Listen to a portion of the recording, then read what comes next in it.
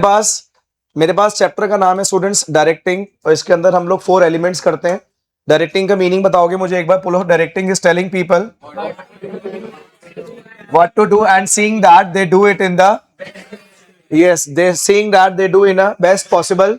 Directing के मेरे पास कुछ फीचर्स है। अग्रिम फीचर्स ऑफ डायरेक्टिंग कहते हैं जी। क्या कहते हैं? फीचर्स ऑफ डायरेक्टिंग के मेरे पास फीचर्स है। फर्स्ट फीचर है directing initiates. Come on, directing initiates action. भाई पहली बार, मैं कल डिस्कस भी करते इसके बारे में, पहली बार काम स्टार्ट कौन से फंक्शन में होता है? डायरेक्टिंग के अंदर। Directing is a continuous, directing is all pervasive, directing flows from. कौन किसको डायरेक्ट करता होगा? टॉप वाला किसको? आपने। हाँ जी। Directing is performance. पहले 4 ही काफी हैं डायरेक्टिंग के, और उसके बाद डायरेक्टिंग के feature. Come on, first directing initiates.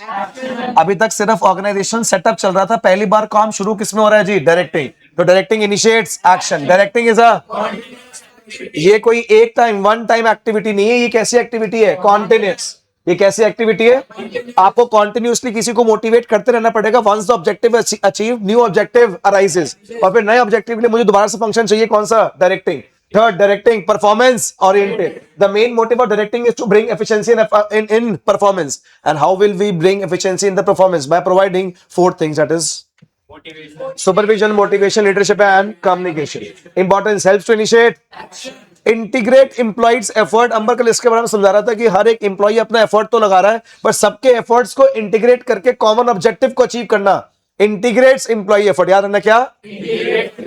First तो वही है क्या? Directing initiates, it integrates employees. Directing is a means of motivation. Directing helps to adopt the, because people always resist changes, but directing एक ऐसा function है जो लोगों को चेंजेस को क्या करवाता है? Adopt. Directing bring stability in the organisation. Sir directing के अंदर हमारे पास कौन आंसर 4 एलिमेंट्स है। First one is motivation.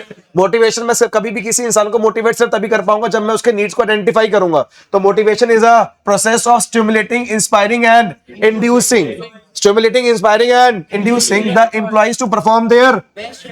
तो मोटिवेशन क्या जी? मोटिवेशन इज एन, क्या मतलब हुआ कि इसको कभी परचेज नहीं कर सकते मार्केट से, but it is a psychological phenomena. Come on, it can be, it is a, because it is very difficult to identify the need of the people, that is why it is a complex process. Motivation is a, come on, first meaning need, बोलो क्या? Need. और is very important element in, because the employees get motivated only for their needs, and if the needs are completely, then it is not possible to motivate the, और motivate करने के लिए मेरे पास Maslow's needs आना ही आना है जी। Maslow's need, first one is basic physiological need, जिसके अंदर फूड, शेल्टर एंड, उसी के बाद मेरे पास safety and security. Safety and next मेरे पास social need, friendships, goal, membership, social connection, क्या? बिलोंगिंगनेस, क्या? Next esteem needs, approval, recognization, prestige, standard, उसे क्या कहते हैं जी? एस्टीम। और लास्ट में क्या है जी? Accomplishment, pride and mental growth. Come on, 5 बोलो। First one is basic physiological needs, second safety and security, third, fourth and fifth ये आपके physiological need, basic needs life के लिए, food, shelter, air, water, safety and security, job security के बारे में बात करते हैं, एनवायरमेंट सिक्योरिटी के बारे में डिस्कस करते हैं। उसी के बाद आता है social needs, companion relationship, affections, love, esteem needs. ये नॉन मॉनेटरी है भाई, बता चुका था कल, मॉनेटरी नहीं है, कैसा है? Non monetary. नेक्स्ट मेरे पास आता है सेल्फ, ये भी नॉन मॉनेटरी है। The need refers to realization और reaching to the aim of your life, realization और reaching to the aim of your life, इसको कहते हैं सेल्फ एक्चुअलाइजेशन। क्या है जी? वैसे तो भाई लाइफ के अंदर जितने भी हम सब लोगों के एम है और ऑब्जेक्टिव्स हैं वो अनलिमिटेड है। Once we achieve one objective, one another objective rises. But जो इंसान की अपनी एक यूथ लाइफ में, या एक जब वो समझदार था, तब अपनी फैमिली और अपने आसपास के एनवायरनमेंट को देख के अगर कोई एक ऑब्जेक्टिव और लाइफ में वो ऑब्जेक्टिव अचीव हो जाए तो वही सेल्फ एक्चुअलाइजेशन होता है। हाँ, फिर सेल्फ एक्चुअलाइजेशन बढ़ भी जाता है। फॉर एग्जांपल, अगर मैं क्लास 12th में हूँ, फर्स्ट और सेकंड, थर्ड ईयर में हूँ, और मैं अपने आसपास से घर को देख रहा हूँ, अपने एनवायरनमेंट को देख रहा हूँ, लोगों को देख रहा हूँ कितना पैसा इंपॉर्टेंट है और मुझे क्या बनना चाहिए, अपने आप को और अपने घर की कंडीशंस को ठीक करने के लिए मुझे क्या बनना चाहिए, आप कॉलेज के बाद 2 4 5 7 10 साल में अगर आप वो अचीव कर लेते हो, आपको सेल्फ एक्चुअलाइजेशन मिल गई, फिर दोबारा सेल्फ एक्चुअलाइजेशन बढ़ जाती है। बट मैं प्रैक्टिकली बात कर रहा हूँ अभी एम्प्लॉयर और एम्प्लॉय के बीच में। किसके बीच में? एम्प्लॉयर और, क्योंकि डायरेक्टिंग फंक्शन तुम लोग भूल गए, पर आपको याद दिला दूं कि एम्प्लॉयर डायरेक्ट करता है कौन? एक एम्प्लॉयर अपने किसको? एम्प्लॉय को। और दोनों सुपरवाइजर और वर्कर किस लेवल के अंदर है? लोअर लेवल का है। डायरेक्टिंग और कंट्रोलिंग फंक्शन किस लेवल का है बच्चों? लोअर लेवल का। किस लेवल का है? किसी को भी जब डायरेक्ट करना हो तो दो तरह के इंसेंटिव होते हैं, एक मेरे पास फाइनेंशियल इंसेंटिव होते हैं और नॉन फाइनेंशियल। फाइनेंशियल इंसेंटिव जिसके अंदर क्या इंक्लूड है? पैसा। जैसे कि मनी, बताओ कौन सा है? पे एंड, आपको पता है कि आप लोगों का सबसे इंपॉर्टेंट पार्ट है ये पे and allowances. Profit sharing, profit में ही हिस्सा दे देंगे जी। क्या मिलेगा? बोनस। अबव द सैलरी कुछ मिलेगा जी। को पार्टनरशिप मतलब कि कंपनी ही की क्या देंगे? शेयर्स, वो भी एट डिस्काउंट। एक तो देखो एसेट मिल रहा है वो भी सस्ते रेट पे, प्लस जो ओनरशिप मिल रही है, क्या मिल रही है? और उस कंपनी की ओनरशिप जिस कंपनी में तू काम करता है, सो कहते हैं को पार्टनरशिप। क्या कहते हैं? और स्टॉक ऑप्शन, क्या कहते हैं? स्टॉक। नेक्स्ट मेरे पास क्या है? कमीशन मिलेगी, सेल से मिलती है कमीशन। और productivity, that is differential piece wage rate system. पैसा पैसा पैसा। फाइनेंशियल, कम ऑन दोबारा। Profit sharing and bonus. Third, co-partnership, stock option, commission, productivity, link wage, incentives, retirement benefits. Come on, कौन से benefits? There's several retirement benefits such as PF, pension funds, and gratuity provide financial securities. Next क्या है? Perquisites, allowances मिलते हैं जो, housing facility मिलती है, education medical facilities मिलती है बच्चों को। ये सारे मेरे पास किसके अंदर आते हैं जी? फाइनेंशियल। नेक्स्ट मेरे पास कौन से हैं जी? नॉन फाइनेंशियल, जिसके अंदर पैसा इंक्लूड नहीं है, जिसके अंदर मनी इंक्लूड नहीं होता, वो मेरे पास कौन से हैं स्टूडेंट्स? Non financial. कौन से हैं? So these incentive cannot be calculated in terms of but provide psychological and emotional. जैसे कि कुछ मुझे एग्जांपल बोल दो, बोलो। स्टेटस, भाई बहुत ही इंपॉर्टेंट क्या है जी? Status, rank, position. नेक्स्ट क्या? Career advancement opportunities. एजुकेशन के लिए जब कभी भी एक एम्प्लॉय को भेजा जाता है, एम्प्लॉयर भेजता है। Third one is employ recognization, mementos देना, टी शर्ट्स देना, स्टेटस देना जी। Congratulating the employees for a good performance, installing award और certificate for the best price, rewarding an employ for giving the valuable suggestion. क्या देना? Valuable, displaying their name on the notice board, distributing the T shirt. ये सारे मेरे पास कौन से हैं जी? Employ recognization. और नॉन फाइनेंशियल में इसको सबसे ज्यादा पूछा जाता है। नेक्स्ट क्या है जी? Job security. जॉब से बार बार लेबर टर्नओवर को कम करना, निकालना नहीं। Give time to settle. यहां पे प्रिंसिपल आता है स्टेबिलिटी ऑफ पर्सोनल। क्या? Stability of person. Next employ participation, involvement of employ in the decision making और specially when the decision is related to the employ. Next, कुछ ऐसा structure, कुछ ऐसा फॉर्मल प्लस इनफॉर्मल मिक्सचर, जिससे भाई organisation के अंदर आके भाई आपको अच्छा फील लगे, अच्छा क्लाइमेट होना चाहिए, अच्छा एनवायरमेंट होना चाहिए, अच्छे डिस्कशंस होने चाहिए। It refers to the healthy relations between the superior and a positive approach adopted by the manager create a better, whereas negative approach may spoil the climate. Employees are always किससे motivate होते हैं? वो healthier environment में। किसमें? और last मेरे पास क्या है? Job enrichment, that is power. क्या? किसी को जब हम पावर ज्यादा देते हैं, चाहे सैलरी उसकी ना बढ़ा, बट पावर ज्यादा दे दी, स्टेटस बढ़ा दे दिया, तभी वो इस इंसान को क्या हो जाता है? मोटिवेट। तो ये मेरे पास नॉन फाइनेंशियल के नाम बोल देंगे। First one is, come on सारे बोलो, ढल बोल रहे यार। First one is status, second career advancement opportunities, third employee recognition, fourth job security। क्या कह रहा हूं जी? job security। fifth employee participation, sixth organizational climate, seventh ये मेरे पास कौन से थे? Non financial. तो मोटिवेट करने के लिए दो तरह के इंसेंटिव होते हैं, कौन कौन से? एक फाइनेंशियल और एक नेक्स्ट मेरे पास क्या आ गया? लीडरशिप। और लीडरशिप में मैंने वर्ड बोला इन्फ्लुएंसिंग। क्या बोला है? Influencing the behaviour of people. Next there are three styles of leadership. First one is autocrative, क्या बोलते हैं? Boss centred. और क्या बोलते हैं? One way. क्या बोलते हैं? और क्या बोलते हैं? हाँ जी, आई क्या? आई स्टाइल। क्या? ये कौन सा है? डॉगमेटिक। इसमें पूछा जाता है, नहीं पूछा जाता? सारा डिसीजन, ये इंसान ऐसा होता है या फिर सिचुएशन? कौन सा स्टाइल है?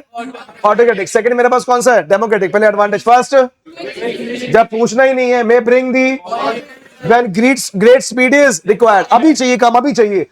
provide strong motivation and disadvantage क्या है भाई? leads to frustration and low among the, क्या हमारी बात सुनी नहीं जा रही यार? initiative level of subordinate goes, वो कभी वो इनिशिएटिव नहीं ले सकते ही नहीं, मेरी बात माननी सिर्फ। Potential and creativity of subordinates are not development of, जब उसकी इन्वॉल्वमेंट डेवलपमेंट कैसे होगी जी? सेकंड कौन सा आ गया?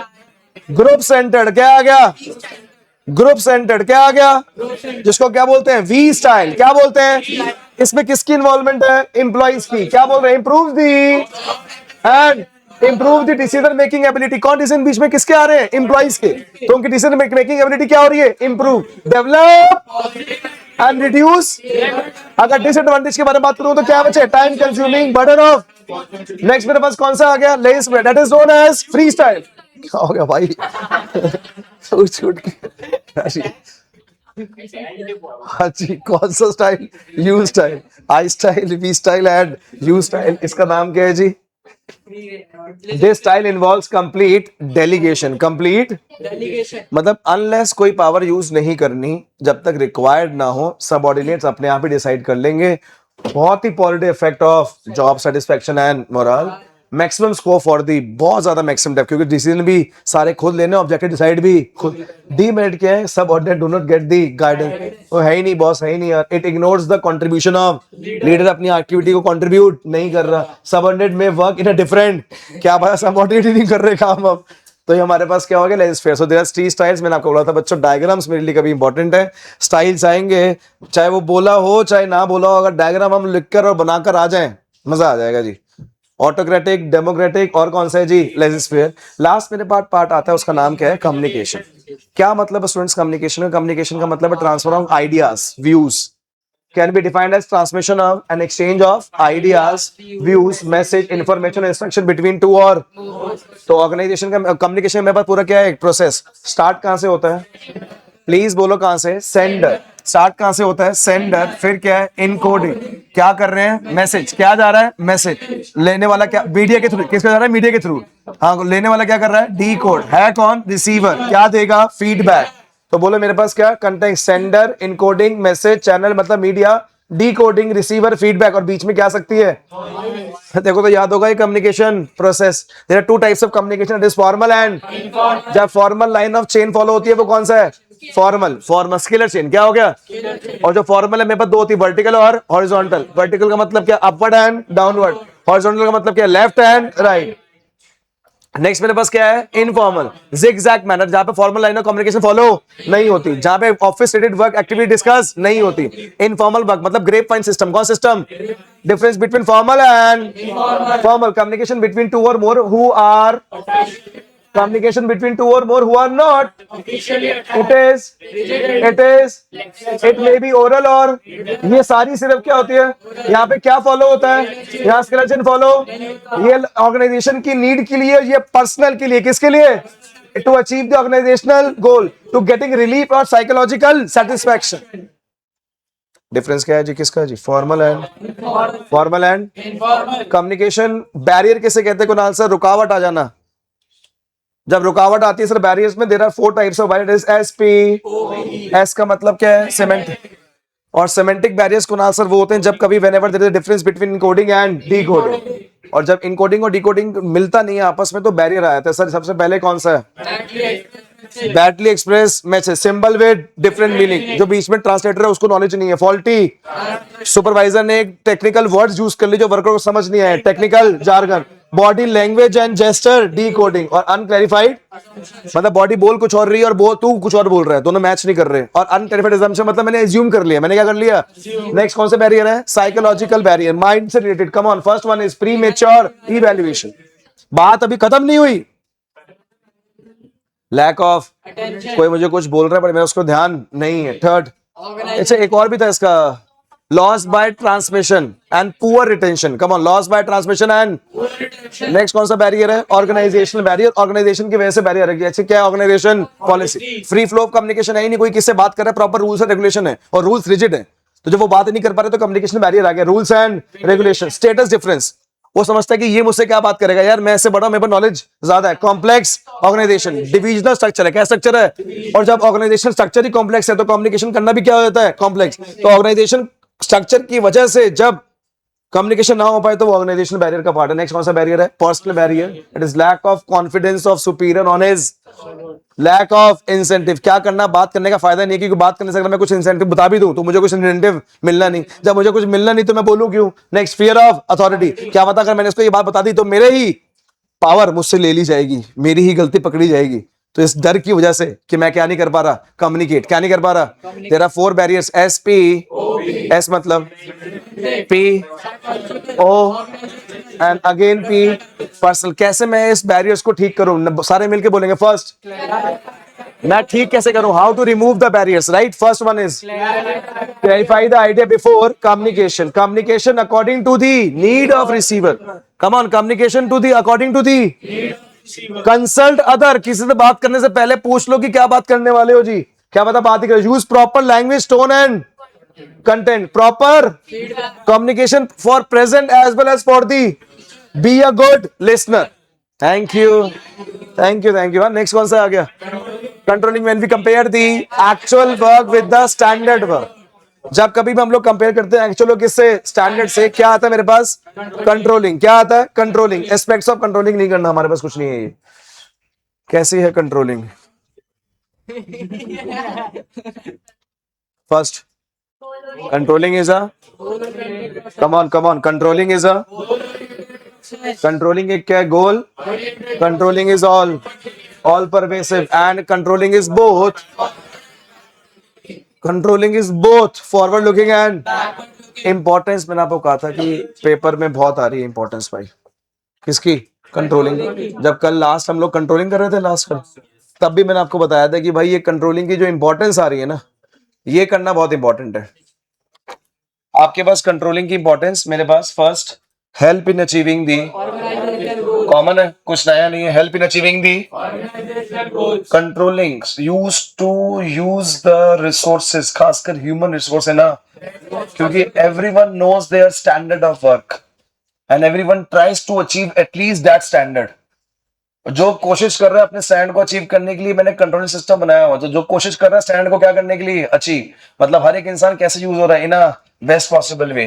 Third, employ, improve the employ motivation, because इसको पता है कि भाई अगर मैंने इसका क्या सेट किया हुआ है स्टैंडर्ड, तो employ knows in advance that what are the expectation of boss. उसको पता है कि मुझसे क्या चाहेंगे, मुझे कब अप्रेस करेंगे, बॉस खुश कब होगा, जब मेरे क्या अचीव होंगे, स्टैंडर्ड। तो एम्प्लॉय हमेशा क्या रहता है, मोटिवेटेड। जजिंग दी, भाई स्टैंडर्ड्स तो प्लानिंग के बना लिए थे, अगर कंट्रोलिंग फंक्शन नहीं करूंगा तो पता लगेगा नहीं कि जो मैंने स्टैंडर्ड्स बनाए थे वो एक्यूरेट है या नहीं। Improving the performance, improving the controlling help in minimising the, come on importance, come on first importance, come on, first importance, help in achieving the second, making efficient use of resources, making efficient use of, improving the employees motivation, किसको improve कर रहे हैं, employee की, judging the accuracy of standard, improvement of, हाँ जी, helping the achieving organizational goal, judging the accuracy of standard, making the efficient use of resources, improvement of performance, improvement employees motivation, employees knows in advance that what are the expectation of the superior. Controlling helps in minimizing the errors. Controlling का process आप सबको पता, setting up a performance standards, measurement of actual performance, comparing the actual performance with the deviation। से क्या करना है, analyze, और जब deviation analyze करेंगे बोलेगा deviation positive है या पॉजिटिव है, तो बल्ले बल्ले, नेगेटिव तो taking the corrective and get the proper feedback. आप सिर्फ इतना करो, बोलो फर्स्ट वन इज, किसका प्रोसेस बता रहे हो, कंट्रोलिंग का। कम on, first one is setting up of, second measurement of actual performance, comparing the actual with the, analysing the deviation and taking the corrective action. Controlling process, setting up performance. मैंने बताया था कि क्या पता setting up of performance standards अकेला समझाने के लिए आज एक इंडिविजुअल पार्ट, तो उसके फीचर्स बताने हैं। The standard must be high और very high, standard which can not be achieved or no, standard must be set up keeping in mind the resources of the organization, according to the needs of the organization. Standards mean target against which the actual performance is measured. Measurement of actual, after setting the standard, performance of employee are measured, that is how much work done by the employee. Numerically performance is easily measured. The performance must be measurable in the same unit जिसमें क्या set किया गया था, standard. Third, comparing the actual with the standard, deviations को क्या करना है। और भाई चैप्टर का सबसे इंपॉर्टेंट पॉइंट, जब मैं डेविएशन को क्या कर रहा हूँ, एनालाइज, तो कुछ डेविएशन ऐसी भी होंगी जो ज्यादा इंपॉर्टेंट नहीं है, तो उसको हम लोग बोलेंगे MB, that is management by exception. But कुछ की रिजल्ट एरिया होंगे, दिखने में छोटे होंगे बट की रिजल्ट एरिया होंगे, वहां पे एक्शन लेना, उसको बोलते हैं CPC, that is critical point. Because control everything means control nothing. Come on, control everything means control. तो क्रिटिकल पॉइंट कंट्रोल किसे बोलते हैं general? It means keeping focus on some key areas, keeping focus on some, and if there is any deviation in this key area, then it must attend it urgently. Key areas are those which have impact on whole, इसको क्या बोलते हैं? CPC, that is critical point control. Management में exception का मतलब क्या है? It means a manager who tries to control everything may end up control nothing. The deviation which are beyond the specific range should only be handled by the, and small or minor deviation can be ignored because control everything means control nothing. Next क्या है? Taking the corrective measures. फिर आप लोगों के पास जो deviation है, वो deviation को ठीक करने के लिए आप लोगों ने क्या लेने हैं? मेजर्स। क्या लेने हैं? मेजर्स। कल की क्लास में आप लोगों ने इसी बात पे एंड करी थी, that is relationship between planning and control. और मैंने आपको बताया था कि इस चैप्टर का इंपॉर्टेंट क्वेश्चन है nature and concept. Both are forward looking and planning is perspective and controlling is evaluate. तो planning and controlling both are supplementary function, एक दूसरे के साथ चलते, दोनों अलग अलग नहीं है। Planning makes controlling, come on, planning makes controlling, and where controlling improves the, so planning and controlling both are backward looking, and Forward looking. planning is nothing without controlling, and controlling is useless without planning. तो relationship था मेरे बीच में, किसके बीच में? Planning and Controlling. Very important. मैं confirm कह रहा हूँ, आप लोग के आएगा ही आएगा जी। Thank you. नेक्स्ट मेरे पास आया था students, that is known as financial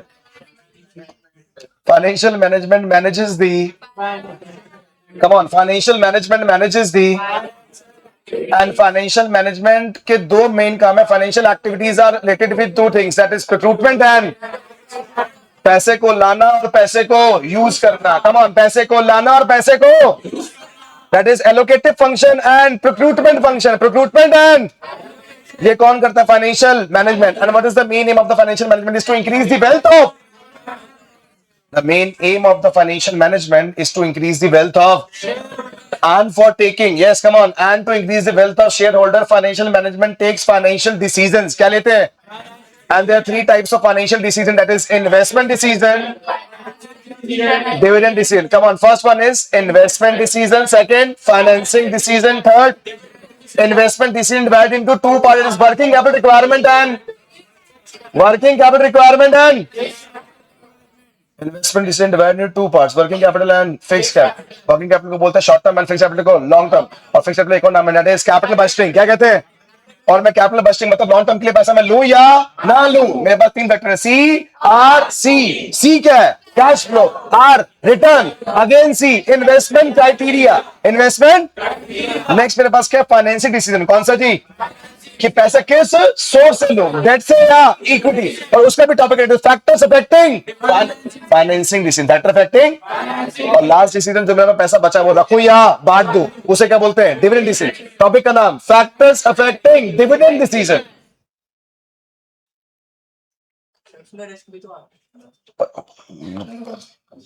factors तो बहुत सारे आते हैं बच्चे, फैक्टर्स तो बहुत सारे आते हैं। चैप्टर, हाँ जी, business management, business financial management क्या मैनेज करती है? Finance, the fund required to, जो पैसा चाहिए होता है बिजनेस को चलाने के लिए, उसको बिजनेस फाइनेंस बोलते हैं। और फाइनेंशियल मैनेजमेंट वो सारा पैसा कहाँ से आएगा और कैसे यूज होगा ये सोचती है।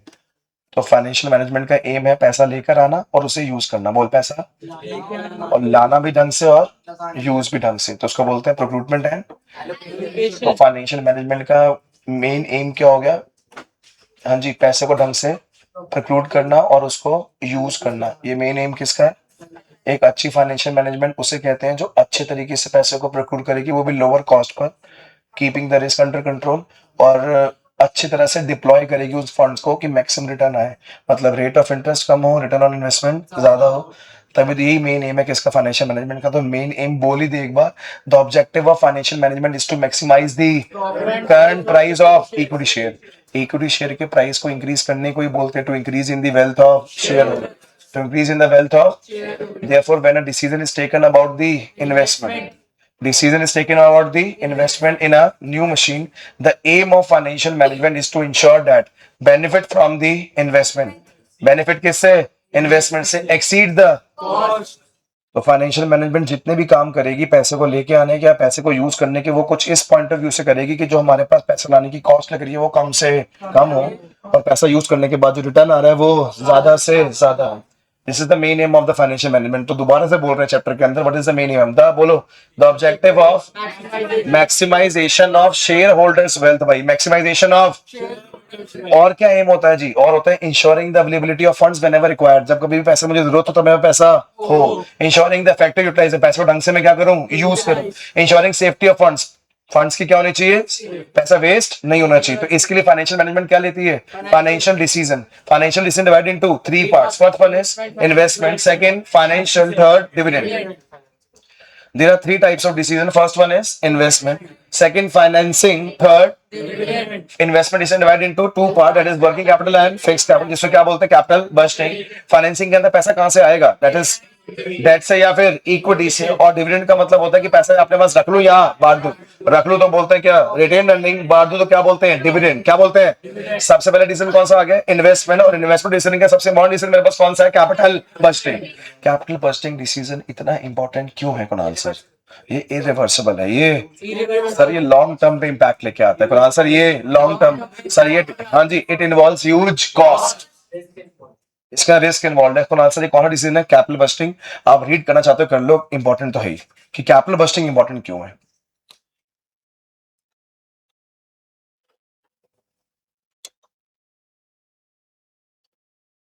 नीचे लाइन पढ़ना जरा एक बार, साइज ऑफ एसेट्स।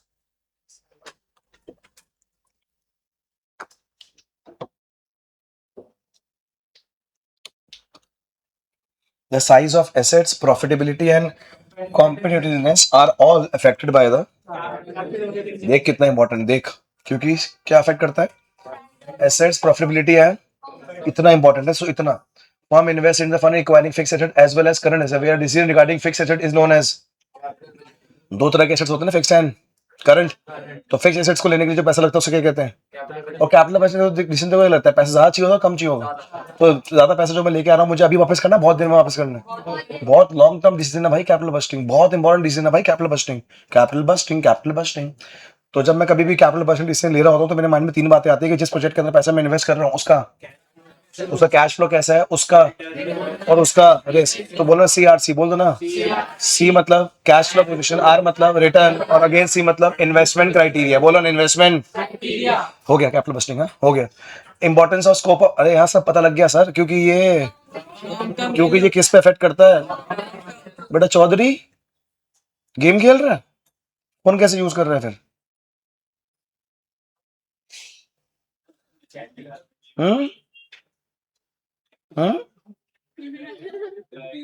रिप्लाई कर रहा था किसी को, काम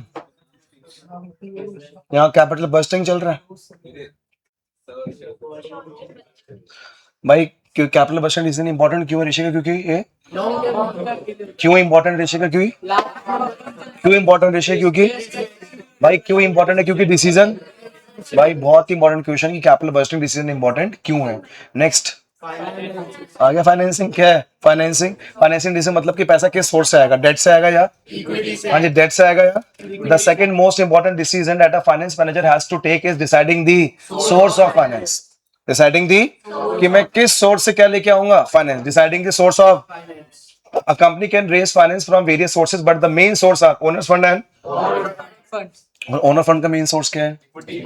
बॉरोड फंड का। तो इसका मतलब पैसा डेट से आएगा या बड़ी सारी बातें माइंड में आते हैं, बट सबसे इम्पोर्टेंट बात है कॉस्ट एंड रिस्क। क्या? अगर कॉस्ट की बात करूं तो कॉस्ट इक्विटी की ज्यादा है, बट अगर रिस्क की बात करूं तो रिस्क डेट में ज्यादा। वैसे बहुत सारे फैक्टर जो डिवाइड करते हैं उसको, टॉपिक का नाम है फैक्टर्स अफेक्टिंग। बहुत ही इंपॉर्टेंट, बहुत ज्यादा इंपॉर्टेंट, पूरे चैप्टर का सबसे इंपॉर्टेंट डिसीजन फाइनेंसिंग डिसीजन, कि पैसा डेट से लाऊं या पैसा इक्विटी से। सबसे पहले मेरे पास क्या आता है? कॉस्ट। सबसे पहले क्या आता है? Cost. The cost of raising finance from various sources are different. तो अगर मैं बात करूं इक्विटी की, सबसे ज्यादा कॉस्ट किसकी लगती है? इक्विटी। तो जब भी कॉस्ट की याद आती है तो पैसा कहां से लाने का मन करता है? डेट से। कैश फ्लो, अगर मेरी कैश फ्लो स्ट्रांग है तो फालतू में पैसा डेट से क्यों लेके आऊं और इक्विटी से क्यों लेके आऊं, किससे ले आता हूं? डेट से सिर्फ एक मात्र दिक्कत है, उसके ऊपर क्या देना है? इंटरेस्ट। क्या देना है? तो तेरी तो कैश फ्लो अगर स्ट्रांग है तो पैसा किससे लेके आ जियो? डेट से। नेक्स्ट मेरे पास क्या आता है? कंट्रोल। अगर तू चाहती है कि तू कंट्रोल डिस्ट्रीब्यूट नहीं करना चाहती, अपने पास रखना चाहती है, तो पैसा इक्विटी से नहीं, किससे?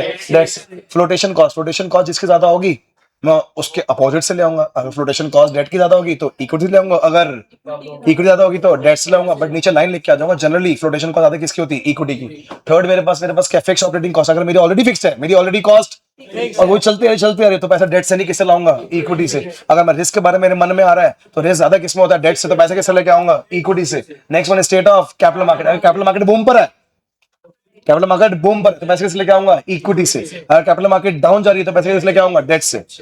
डिपेंड करता है आप लोगों के ऊपर। नेक्स्ट कौन सा डिसीजन है? Dividend. नेक्स्ट कौन डिसीजन है? डिविडेंड। फर्स्ट डिसीजन कौन सा है? Investment. Second financing. Third by this decision is concerned with the distribution of surplus funds, the profit of the firm is distributed among the various parties, मतलब surplus distribute होता है। After the payment of fixed liabilities, पहले fixed liability पे कर दे, finance manager has to decide what to do with the residential link profit. तो बचा हुआ प्रॉफिट क्या करना? रखना है या उसके बहुत सारे क्या है जी? Factor. First factor is earning. अगर मेरी अर्निंग ज्यादा है तो बांटूंगा ज्यादा और रखूंगा कम। सेकंड मेरे पास क्या है जी? Stability of earning. अगर मेरी अर्निंग बहुत सालों से क्या है? स्टेबल। हाँ जी, बहुत सालों से क्या है? स्टेबल। तो रखूंगा कम और, अगर मेरी कैश फ्लो अच्छी है तो रखूंगा कम और बांटूंगा। अगर ग्रोथ अपॉर्चुनिटीज है तो रखूंगा ज्यादा और, अगर मेरे शेयर होल्डर ओल्ड है तो बांटूंगा ज्यादा और रखूंगा कम। यंग एंटरप्रेन्योर्स है तो रखूंगा ज्यादा और बांटूंगा कम। नेक्स्ट मेरे पास आता है क्या? Taxation policy. क्या?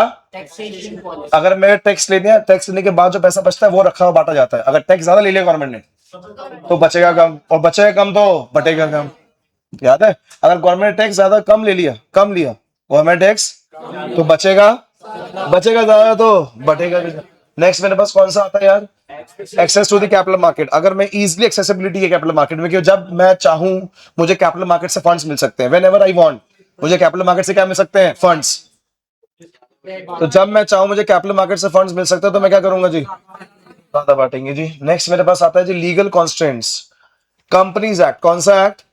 तो according to the company act ये बात डिफाइंड है कि आप मैक्सिमम कितना बांट सकते हो, मैक्सिमम कितना, आप उससे कम और उससे ज्यादा नहीं। Contractual constant. अगर मैंने कुबेर से पैसे ले लिए तो कुबेर रेस्ट्रिक्शन लगा रहा है कि मैं बताऊंगा कि आपने कब बांटना और कब रखना है। मतलब कुबेर हमेशा कहता है कि बांटो कम और रखो ज्यादा, क्योंकि मैंने आपसे क्या लेने हैं? पैसे। इसे कहते हैं कॉन्ट्रैक्चुअल कॉन्स्टेंट्स। क्या कहते हैं?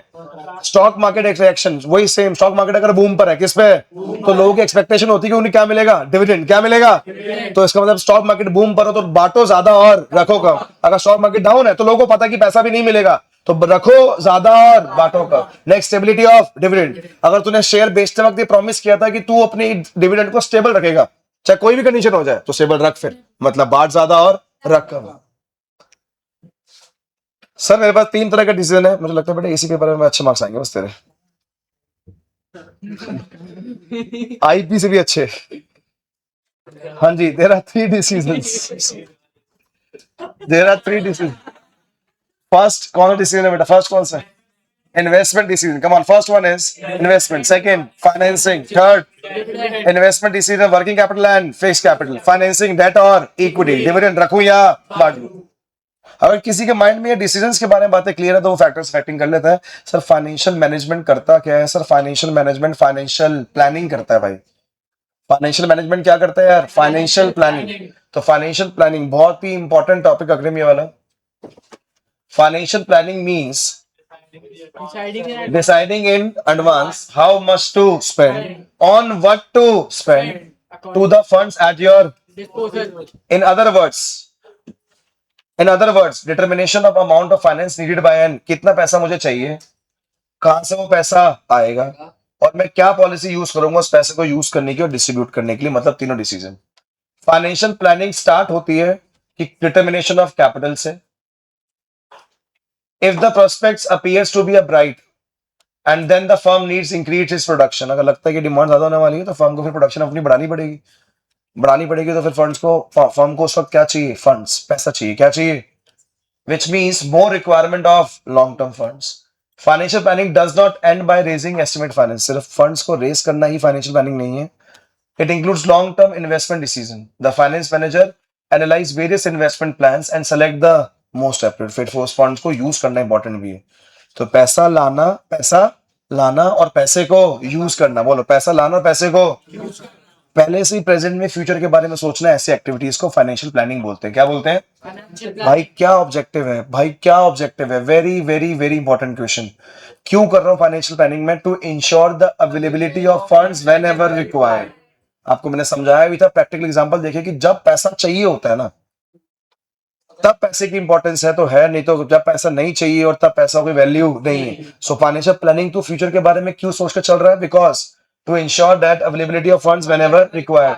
Please please please please do not raise unnecessary funds. और ज्यादा idle funding is bad as bad, कि जब फंडिंग ना हो, उससे भी बेकार आइडल फंडिंग। बेमतलब पैसे लेके क्यों रख रहा है भाई? To see that firm does not raise unnecessary funds, इसलिए करते हैं। It makes the firm well prepared to face the, we know that uncertainties आ सकती है। क्या आ सकती है? इसलिए मैं क्या करता हूँ? फाइनेंशियल प्लानिंग क्या करता हूँ? To reduce the uncertainties, बोल to reduce the, भाई बच्चों बोलो प्लीज बोलो, फाइनेंशियल प्लानिंग क्यों करते हैं? First, yes, to ensure the availability of funds whenever required. To ensure the availability of funds whenever क्यों करते हैं? To see that the firm does not raise resources, क्योंकि फंड्स रेज करने की क्या लगती है? कॉस्ट। क्या लगती है? थर्ड की जी क्यों करते हैं? It makes the firm well prepared to face the, that means it reduces the uncertainties. बोल, it reduces the, it helps in avoiding business shocks and, वही सेम बात होगी जी। Next, it helps in proper utilisation of. Financial planning क्यों कर रहा हूं? क्योंकि मेरा पैसा कैसे यूज हो in a proper way. Helps in financial planning link the investment and the, कितना पैसा चाहिए किस प्रोजेक्ट के लिए और वो कहां से आएगा, इन डिसीजन को आपस में इंटरलिंक कौन करता है? Financial planning. क्या? फाइनेंशियल प्लानिंग की 7-8 इंपॉर्टेंस बता रहा हूं। फाइनेंशियल प्लानिंग एक अच्छा टॉपिक है, जहां पर भी मिस्टर सुरेश, राम, नरेश, ये लोग अपने फ्यूचर के बारे में प्लान कर रहे हो, दो दोस्त आपस में बात कर रहे हो, कंपनी ओपन करने की बात हो रही हो, फाइनेंस को यूज करने की बात हो रही हो, पैसा बहुत इंपॉर्टेंट है ये बात हो रही हो, वो कह रहे थे, मेरे अंकल कह रहे थे पैसा यहाँ से रेस कर, ऐसी अगर बातें हो रही हो तो वो फाइनेंशियल प्लानिंग की बात हो रही है। और फिर सेकंड क्वेश्चन पढ़ लेना, आपको पक्का ये कंफर्म गिवन होगा कि जो आपने आइडेंटिफाई करा पार्ट ए के अंदर, उसकी इंपॉर्टेंस बता दो कि इंसान फाइनेंशियल प्लानिंग क्यों करता है। और ये सारी इंपॉर्टेंस है फाइनेंशियल प्लानिंग की, अगर आप थोड़ा ध्यान दे रहे हो उसके ऊपर तो। ये देखो जी, ऑब्जेक्टिव इंपॉर्टेंस एक बात बोलो, to ensure the availability of funds whenever, to see that the firm does not raise unnecessary, बताओ importance first, makes the firm avoids the shocks and surprise, helps in proper utilization of, helps in create a link between investment decision and it links the present with the future। अब financial planning करते वक्त क्या क्या सोचते हैं, CUT में पढ़ाऊंगा, अभी नहीं। क्या क्या स्टेप लेते हैं फाइनेंशियल प्लानिंग करते वक्त, ये स्टेप्स होते हैं, आपके सिलेबस में नहीं है। What do you mean by capital structure? Capital structure means the ratio of debt and equity. Come on, the ratio of debt and equity in the total capital. The ratio of debt and equity in the total capital is known as capital structure. That means debt equity ratio. Come on, बोलो ना यार. Debt equity ratio. Capital structure का मतलब क्या? Debt equity. Ratio. And ideal capital structure is very difficult. बोलो, ideal capital structure is very difficult to define, but it should be such that it increases the value of equity share. कह रहा capital structure कैसा होना चाहिए, मतलब कितना percent part equity का और कितना परसेंट पार्ट डेट का हो, कितना परसेंट, ये बात डिपेंड तो करती है, इसी से पता लगता है कि इक्विटी पर शेयर मतलब अर्निंग पर शेयर कितना होगा, और अर्निंग पर शेयर होना बढ़ना उसी को बोलते हैं to increase the wealth of share holder. मतलब to increase the wealth of share holder financial management का सबसे इंपॉर्टेंट डिसीजन है, और ये डिसीजन डिपेंड करता है कि टोटल कैपिटल के अंदर कितना परसेंट पार्ट डेट का, कितना परसेंट पार्ट और कितना परसेंट पार्ट डेट का, कितना परसेंट पार्ट इक्विटी का। इसको बोलते हैं फाइनेंशियल डिसीजन। क्या बोलते हैं? उसी का नाम बोलते हैं, क्या होता है? Capital structure.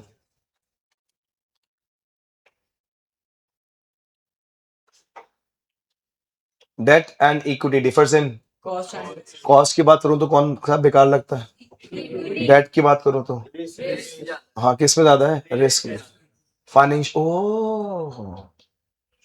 ओ फाइनेंशियल लेवरेज, ये तो चला गया। ओ बोलो क्या? Financial leverage.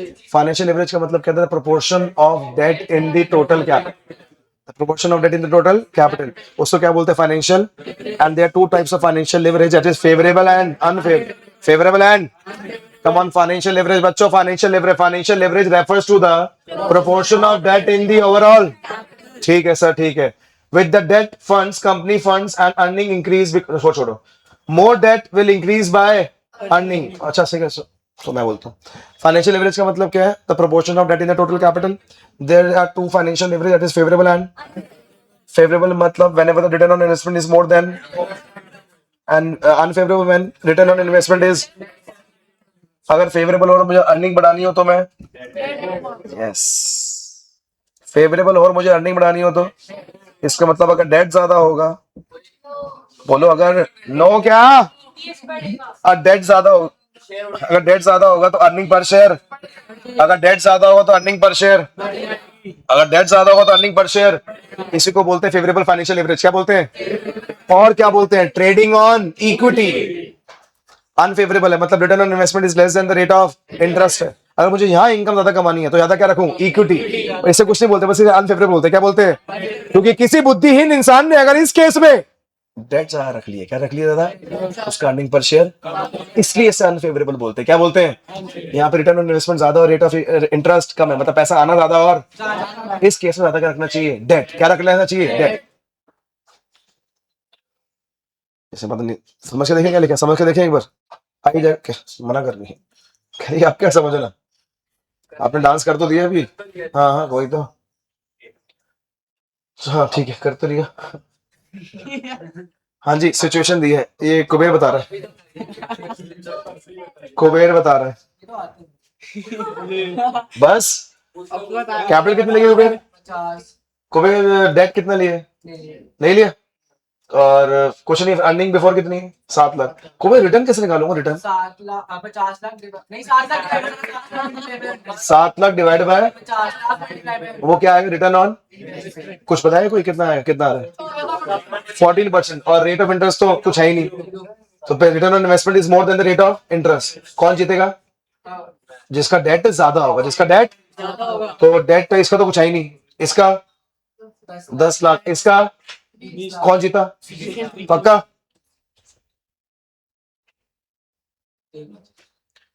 1.16 earning per share कितना है? 1.16। और एक और इम्पोर्टेंट बात, शायद से तुम लोगों को ये तो सारी चीजें ओरली क्लियर तो होगी, बट नलायक हो, कर लोगे वैसे, ऐसे बोर्ड बना लो, इजी है। Earning before interest and tax कितना था? 7-7 लाख वो दिया हुआ था, तीनों सिचुएशन में दिया हुआ था।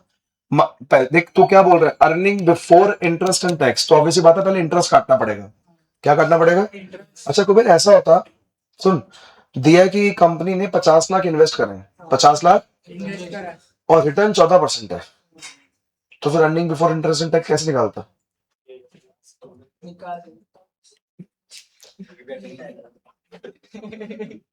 भाई मतलब सिंपल बात है, इसके अंदर मैथ्स भी नहीं चाहिए वैसे।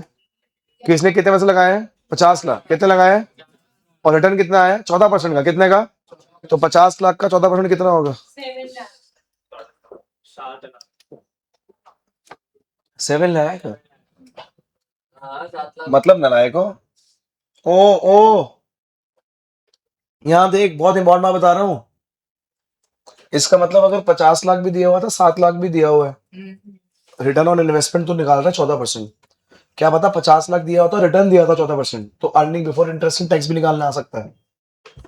तो कितना earning before interest and tax? पहले क्या माइनस करेंगे? इसका इंटरेस्ट तो कुछ नहीं है, इसका 10% पे 10 लाख, 1 लाख, इसका इतना आई कट गया। अब क्या कटेगा? टैक्स। टैक्स का मतलब क्या होता है? तो हमारे पास लायबिलिटी है, अब वो कह रहे हैं 30%, इसका भी जो बचेगा उसका 30, बचेगा इसका 30, बचेगा इसका 30, कट गया। ये आ गया अर्निंग आफ्टर टैक्स। क्या आ गया? अर्निंग। अभी जितने पैसे बचे हैं वो सारे शेयर होल्डर में बढ़ जाएंगे, सारे शेयर होल्डर में बढ़ जाएंगे। पहले वाले में शेयर होल्डर कितने थे? 50 लाख। कितने थे? 50 लाख थे, डिवाइड बाय 100 कर देना, 100 रुपए शेयर मान ले तो कितने हो गए? 5 लाख। 10 में मान ले तो कितने आ गए? 5 लाख। कितने आ गए? तो कितने पैसे बचे थे? 4,90,000। 4,90,000 कितने लोगों में बटेंगे? 5 लाख। यहाँ पे शेयर होल्डर कितने थे? 4 लाख के, मतलब 4 लाख शेयर होल्डर, ये बटेगा 4 लाख में, और ये बचेगा बटेगा। इसका मतलब अगर यहाँ देखा जाए, डर का बात देख, यहाँ देखा जाए तो बचता कम है, बचता बट बटने वाले लोग भी तो कम है, तभी तो इसका अर्निंग पर शेयर ज्यादा है। और बटने वाले लोग कम है मतलब यहाँ पे इक्विटी कम है और डेट, इसका मतलब जहां डेट क्या होता है ज्यादा, तभी तो वहां पे अर्निंग पर शेयर। तो बातों कहीं से भी घुमा ले तो मतलब समझ आएगा उसका यार। मतलब मैंने ना ये बात तो बाद में रट्टा मारी भाई कि डेट ज्यादा होता है तो अर्निंग पर शेयर ज्यादा होता है। मैंने बोला भाई ये दिखता हुआ तो यहाँ लग रहा है क्या पैसा बचा बहुत कम है, पैसा बचा, अभी भी यहां तक इस स्टेप से लेकर इस स्टेप तक लग रहा है ये जीतेगा, ये मतलब हारेगा, क्योंकि इसके बाद बचा। बट केक खाने वाले लोग भी तो यहाँ पर कम है, ये मेन बात होती है। और केक खाने वाले है कौन? इक्विटी। इसका मतलब यहाँ पे इक्विटी कम है, मतलब यहाँ पे ज्यादा क्या है फिर? यहाँ केक खाने, यहाँ बटा बचा बहुत है, 4 90 बचा हुआ है, बट केक खाने वाले लोग ज्यादा है। इसका मतलब क्या कम है? डेट। तो बहुत सारे चीजें बनती है, बहुत सारे क्वेश्चन बनते हैं यार, मतलब प्रॉपर नॉलेज चाहिए। देखिए इस चार्ट की यार, कुछ भी पूछ सकते हैं यार, कुछ भी यार।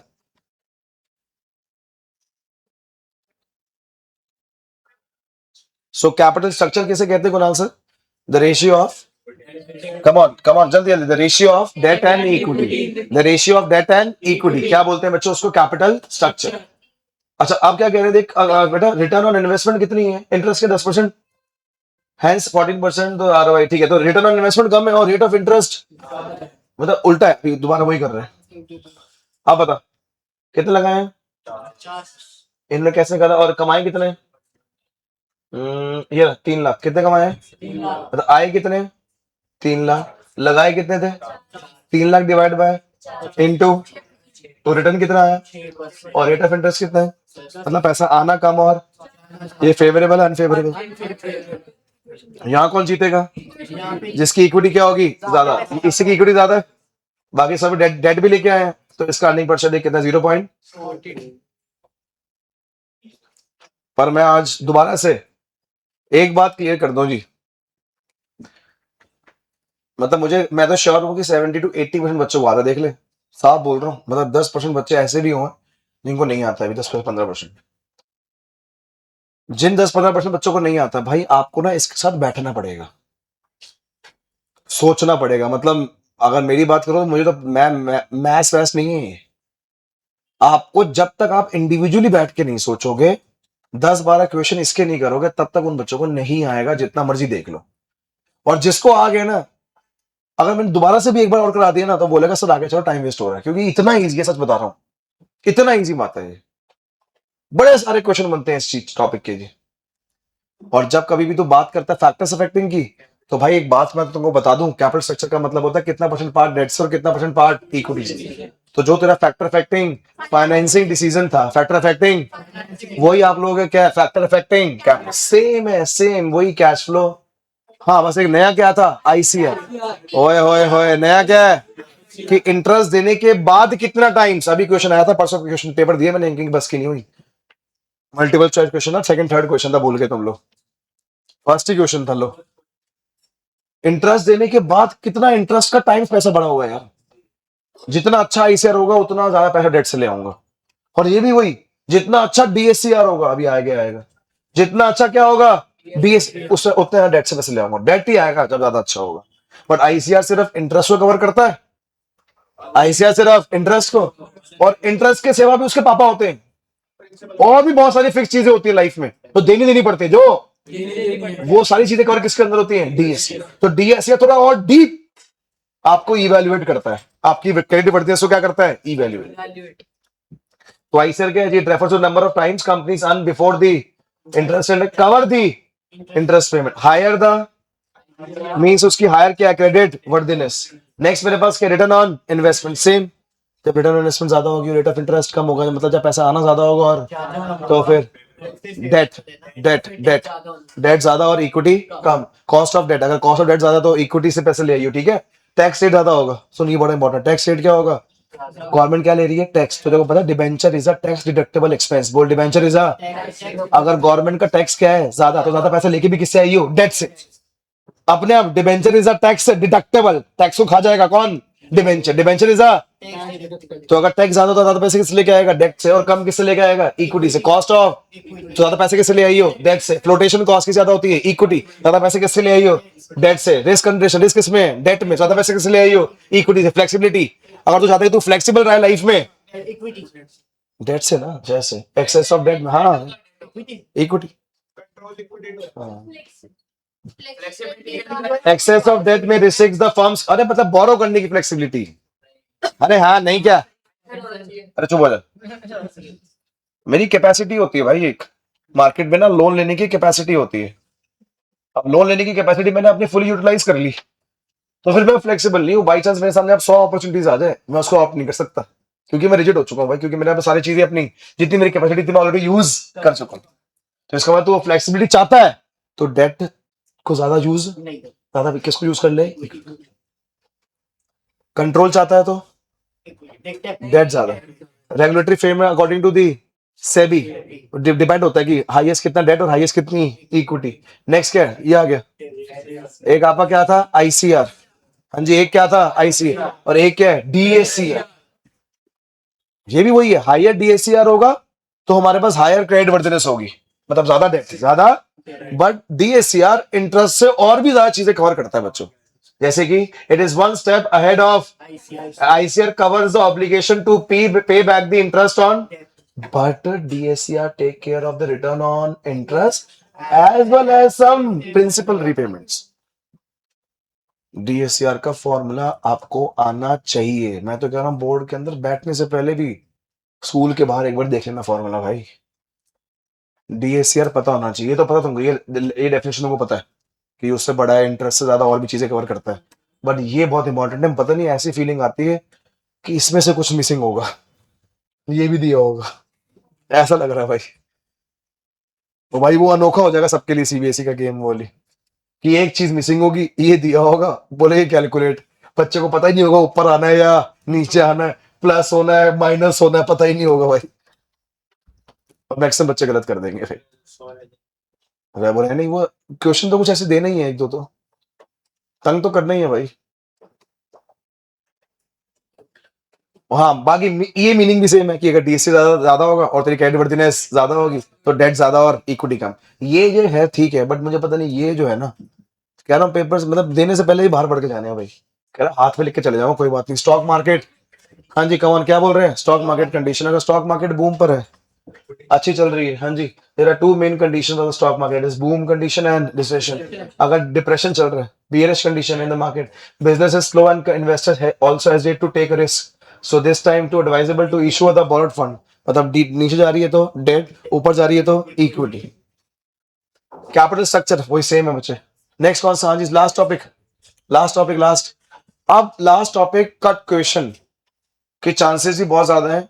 याद रखना क्वेश्चन क्या है, क्वेश्चन है requirement of fixed and requirement of working. मतलब जो मुझे फिक्स के लिए पैसा चाहिए होता है ना, कब ज्यादा चाहिए होता है, और वर्किंग के लिए जो पैसा चाहिए वो भी कब ज्यादा चाहिए, कब। इसके फैक्टर अफेक्टिंग बच्चों, इसके फैक्टर अफेक्टिंग। अब एक बात और लास्ट में बोल दूं चैप्टर के, ये वाला जो क्वेश्चन है ना 99.9% इकलौते क्वेश्चन का चांस है मुझे। सेकंड चांस होता है फाइनेंशियल प्लानिंग का, और थर्ड चांस होता है डिसीजंस का। फर्स्ट नंबर 1 पर मुझे बोलते हो तो ये आता है क्वेश्चन, एक पूरा केस दिया होता है, कहते हैं फैक्टर्स आइडेंटिफाई करो, किसके, वो भी तुम बताओ कि वर्किंग की बात हो रही है या फिक्स्ड। और है इजी, बट क्वेश्चन आइडेंटिफाई हो जाए। जैसे कि सर मेरा बिजनेस अगर मैन्युफैक्चरिंग का है तो मुझे फिक्स ज्यादा चाहिए, अगर सर्विसेज का है तो फिक्स्ड, तो मुझे फिक्स्ड कम चाहिए। मेरा बिजनेस अगर बड़ा है, छोटा है, मेरे बिजनेस में टेक्नोलॉजी बार बार अपग्रेड होती है, नहीं तो कम चाहिए। टेक्नोलॉजी अपग्रेड होती है, ज्यादा चाहिए नहीं तो कम चाहिए। नेक्स्ट, मेरा ग्रोथ प्रोजेक्ट है तो मुझे ज्यादा चाहिए, नहीं तो मैं प्रोडक्ट बहुत सारे बनाता हूँ, ज्यादा चाहिए नहीं तो कम चाहिए। मेरे पास फाइनेंस अवेलेबिलिटी है, फैसिलिटी है तो कम चाहिए। क्या चाहिए, कम चाहिए। मैं किसी से कोलैबोरेट कर रहा हूं तो मुझे कम चाहिए, क्योंकि वो भी पैसा लेकर तो आएगा। नेक्स्ट, अब कौन सा आ गया, वर्किंग। अब वर्किंग कब ज्यादा चाहिए, कब कब कम चाहिए। ये स्केल ऑफ ऑपरेशन, अगर बिजनेस ज्यादा है तो मुझे ज्यादा चाहिए, छोटा है तो कम चाहिए। नेक्स्ट, नेचर ऑफ बिजनेस, मेरा बिजनेस मैन्युफैक्चरिंग है तो ज्यादा चाहिए, कम है तो मतलब मैन्युफैक्चरिंग है तो कम चाहिए। अगर अच्छा एक रह गया क्या, हाँ ट्रेडिंग है तो कम। यस, बिजनेस साइकिल फ्लक्चुएशन, अगर बूम पीरियड चल रहा है तो मेरी डिमांड प्रोडक्ट्स की ज्यादा होगी ना, जब बूम पीरियड चल रहा है तो ज्यादा चाहिए नहीं तो कम चाहिए। नेक्स्ट, सीजनल, मेरा सीजन है तो ज्यादा चाहिए नहीं तो कम चाहिए। क्रेडिट में अलाउ करता हूँ, ज्यादा चाहिए। क्रेडिट मुझे मिलता है फ्री में तो मुझे कम चाहिए। ऑपरेशनल एफिशिएंसी है तो मुझे क्या चाहिए, ज्यादा। मैं प्रोडक्टिविटी अच्छी करता हूँ, मुझे क्या चाहिए, ज्यादा। मेरे पास रॉ मटेरियल पास से ही अवेलेबल है तो कम चाहिए, रॉ मटेरियल एक ही आ सकता है बहुत दूर से तो क्या चाहिए, ज्यादा चाहिए। कंपटीशन मार्केट में बहुत ज्यादा है तो ज्यादा चाहिए, कंपटीशन कम है तो कम चाहिए, कंट्री में इन्वेस्टमेंट चल रही है तो ज्यादा चाहिए, इन्वेस्टमेंट मतलब चीजों के प्राइसेस बहुत बढ़ रहे हैं, अगर मेरा ग्रोथ प्रोस्पेक्ट है तो ज्यादा चाहिए। टेक्नोलॉजी मेरे पास है जी, production cycle it is a long then more working capital, अगर प्रोडक्शन साइकिल बड़ी है, आज मैंने इनपुट लगाया 50 दिन बाद आउटपुट आएगा तो मुझे ज्यादा चाहिए, अगर मैंने आज लगाया इनपुट कल ही आ गया आउटपुट तो मुझे फिर कम चाहिए। तो कब कब ज्यादा चाहिए और कब कब, भाई जो ये है ना टॉपिक अभी लास्ट वाला, factors affecting requirement, come on क्या बोल रहा हूं, factors affecting requirement of fix capital and factor affecting requirement of कब ज्यादा चाहिए और कब कम चाहिए। कैसे चलेगा ईशानी, है ना? मैं तो ऐसा लग रहा है कि तू इसलिए बैठी क्लास में, को पता लग जाएगा कि कौन कौन टॉपिक मैंने घर जाके करना है आज, बाकी जो सब ठीक है जी। हाँ जी, नेक्स्ट चैप्टर भाई साहब, फाइनेंशियल मार्केट, हमारी favourite market. Financial market is a place, financial market is a place where securities are raised और issued. Financial market is a place where securities are issued for raising the funds. कौन issue करता है securities? Business. कौन issue करता है security? Business. अरे कुछ बोल लो, हेलो क्या, कौन इशू करता है सिक्योरिटी? बिजनेस। पैसा किसको चाहिए? तो सिक्योरिटी इशू भी कौन करेगा? कहां पे करेगा? फाइनेंशियल। तो financial market is a place where business issue financial security for raising the funds. Financial market divide into short term market and short term market is known as money market. Short term market का बोलते हैं money market, long term market capital market. Short term market को बोलते हैं money market, long term market क्या है? Capital market. हाँ जी, कैसे मार्केट है? Capital. Capital market divide into two parts, primary market and, तो छुप नहीं सकती जी। हाँ ढंग से देख ले, यहाँ पे चुपचाप बातें मत कर। बोलो, financial market is the for the creation and exchange of financial, who will create asset? Business. किसको देगा? पब्लिक को। सरप्लस यूनिट को किसको? और बिजनेस हो गया डेफिसिट यूनिट। कौन सा यूनिट? और सुनो, पैसा सरप्लस यूनिट से किसके पास जा रहा है? इसका मतलब पैसा सेविंग से किसके पास जा रहा है? तो पैसा जब सेविंग से इन्वेस्टमेंट में जाता है, इसको क्या बोलते हैं? Allocation of fund. Savings get channelise, बोलो savings get channelise into the investments. Come on बोलो, savings get channelise into the investments. Savings get channelised into the investment. इसको कहते हैं एलोकेटिव फंक्शन। क्या कहते हैं? और ये एलोकेटिव फंक्शन करने के लिए दो लोग हैं, एक बैंक है और एक फाइनेंशियल मार्केट है। यहाँ यहाँ खड़ो, खड़े यहाँ पर, जल्दी जल्दी यहाँ पर। ठीक है प्यारे बच्चे, यहीं खड़े रहिए। हाँ जी, एक हमारे पास क्या है जी? बैंक है। सेविंग को इन्वेस्टमेंट में कन्वर्ट करने के लिए एक हमारे पास बैंक है, और एक क्या है भाई? Financial market. क्या है? दोबारा बोल रहा हूँ, सेविंग को इन्वेस्टमेंट कन्वर्ट करने के लिए एक बैंक है और एक क्या है? ये दोनों ना फाइनेंशियल इंटरमीडिएरीज हैं। क्या? फाइनेंशियल। और जो ये काम कर रहे हैं, सेविंग को इन्वेस्टमेंट में कन्वर्ट कर रहे हैं, इसको फाइनेंशियल इंटरमीडिएशन बोलते हैं। क्या बोलते हैं? फाइनेंशियल। इसे क्या बोलते हैं? Financial. Savings get channelise into the investment, और दोनों एक दूसरे के कॉम्पिटिटिव है। क्या है? तो क्या कर रहे हैं? कौन सा फंक्शन कर रहे हैं? एलोकेटिव। सेविंग को किस में कन्वर्ट कर रहे हैं? इन्वेस्टमेंट में। किसमें? तो पहले बैंक था, पहले कौन था? बैंक। अब कौन आ गया? ये दोनों आपस में कॉम्पिटिटर हैं। क्या है? आपस में। तो इस फंक्शन को क्या बोलते हैं? Allocative function. बोल, क्या बोलते हैं? तो financial market facilitate the transfer of saving from savers to, हाँ जी, फ्रॉम सेवर्स टू। तो हमारे पास फाइनेंशियल मार्केट के क्या क्या काम होंगे मुझे पता है। सुनो, जो आप लोगों के फाइनेंशियल मार्केट है बेटा, फाइनेंशियल जो मार्केट है उसको आपने दो पार्ट्स में डिवाइड किया है। एक मेरे पास स्टूडेंट्स मनी मार्केट है और एक मेरे पास स्टूडेंट्स कैपिटल मार्केट है। एक मेरे पास मनी मार्केट है और एक मेरे पास कौन सी मार्केट है? कैपिटल। कम ऑन, एक मेरे पास कौन सी मार्केट है? मनी। और एक मेरे पास कौन सी? मैं सिर्फ फाइनेंशियल मार्केट की बात करूं तो फाइनेंशियल मार्केट एक ऐसी जगह है जहां पर फैसिलिटेटिंग द प्राइस डिस्कवरी, मतलब जहां पर शेयर्स की डिमांड और सप्लाई होती है, और जहां डिमांड एंड सप्लाई की वजह से सिक्योरिटीज के प्राइस को डिटरमाइन किया जाता है। बोलो, डिमांड एंड सप्लाई की वजह से सिक्योरिटीज के प्राइस को क्या किया जाता है? डिटरमाइन। क्या किया जाता है? उसको क्या बोलते हैं? फैसिलिटिंग द प्राइस डिस्कवरी, बोलो फैसिलिटिंग दी। जिसके पास फाइनेंशियल एसेट्स होते हैं वो बिकते हैं। पता है कैपिटल मार्केट में दो जगह, एक प्राइमरी और एक सेकेंडरी को क्या बोलते हैं? Stock exchange. जो खरीदे हुए शेयर्स को जहां क्या किया जाता है? Sell out. तो इसका मतलब प्रोवाइडिंग लिक्विडिटी कहां पर होती है? फाइनेंशियल मार्केट में। बोलो किसमें? फाइनेंशियल मार्केट के फंक्शंस बोल रहे हैं शिखर हम। फाइनेंशियल मार्केट क्या बोल रहे हैं? Function. Come on, first function facilitating the price discovery, second providing the liquidity to the financial market, third reducing the cost of transaction. ये फाइनेंशियल मार्केट इतनी सारी इंफॉर्मेशन प्रोवाइड करवाती है इन्वेस्टर्स और सेवर्स को, जिसकी वजह से उनकी जो कॉस्ट ऑफ ट्रांजैक्शन है वो क्या हो जाती है? कम। किसके फंक्शन बता रहा था भाई? फाइनेंशियल मार्केट के। Financial market divide into two parts, first one is money market, second one is capital market.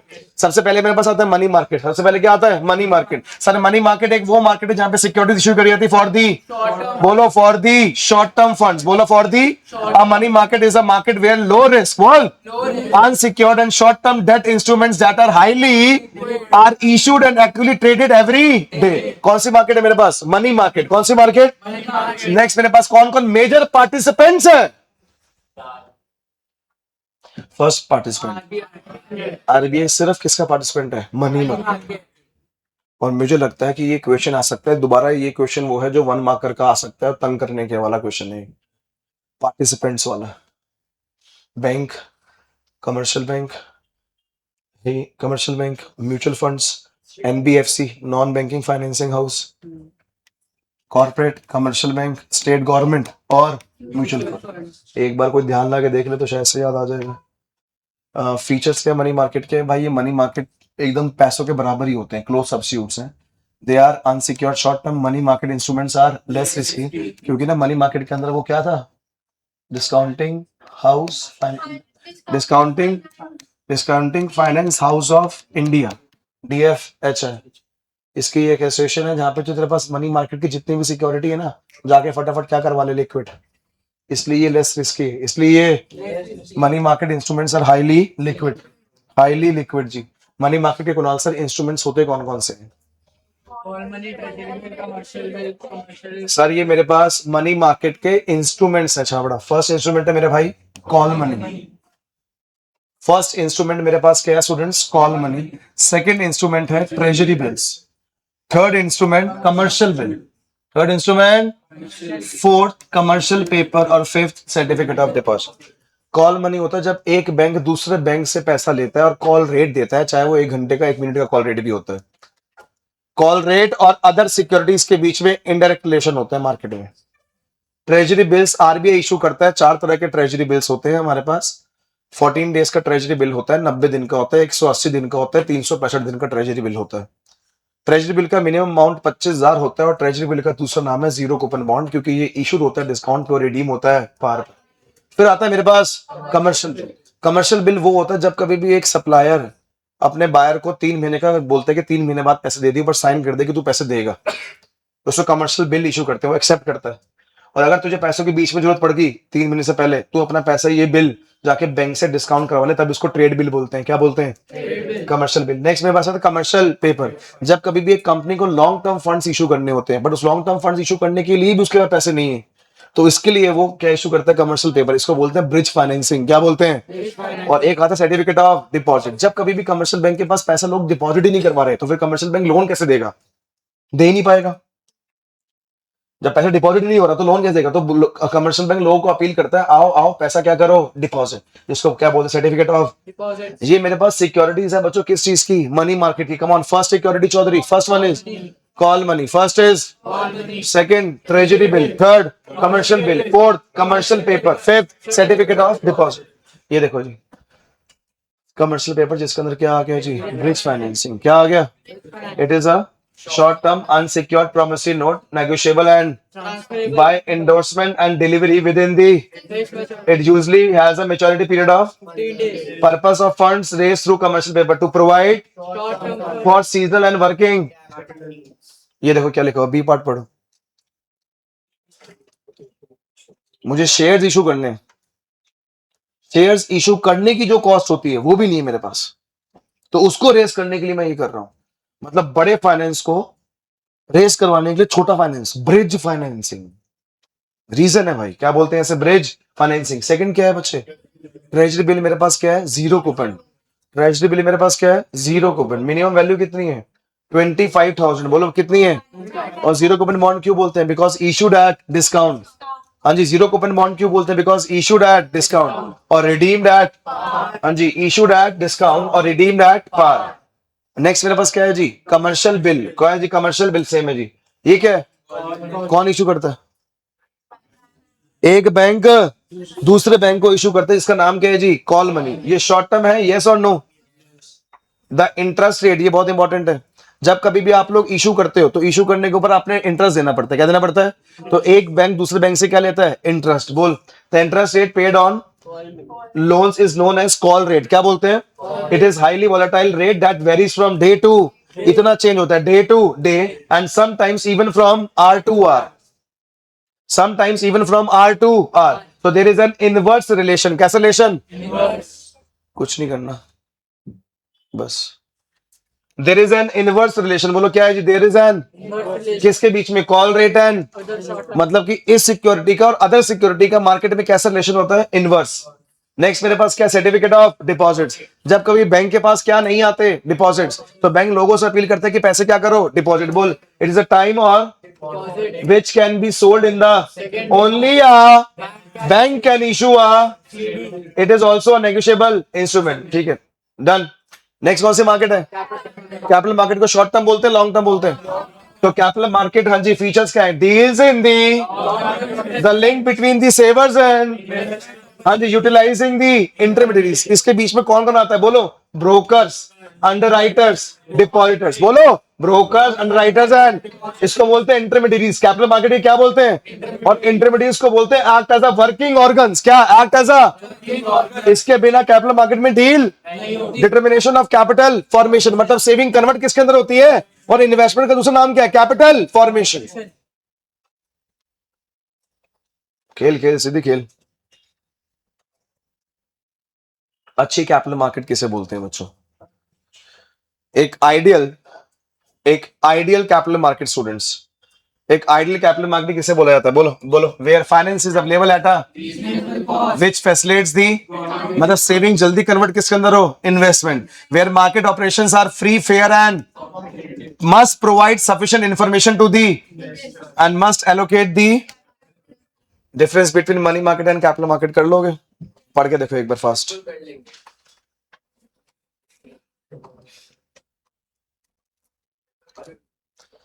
Difference between money market and capital market.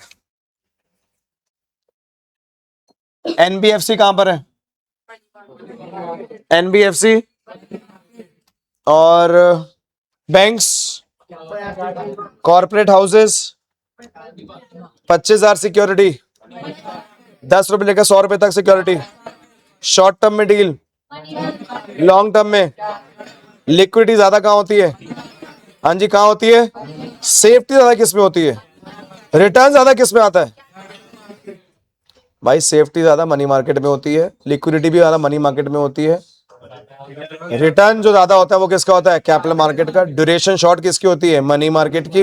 Investment का खर्चा 25,000, सबसे कम, ज्यादा किसमें होता है, मनी मार्केट में, कम किसमें होता है, किसकी बात कर रहा हूं, money market and capital market. हाँ जी, कैपिटल मार्केट डिवाइड कितने पार्ट्स में किए, किस किस में बच्चों, हाँ जी, capital market divide into 2 parts, किस किस में बच्चे,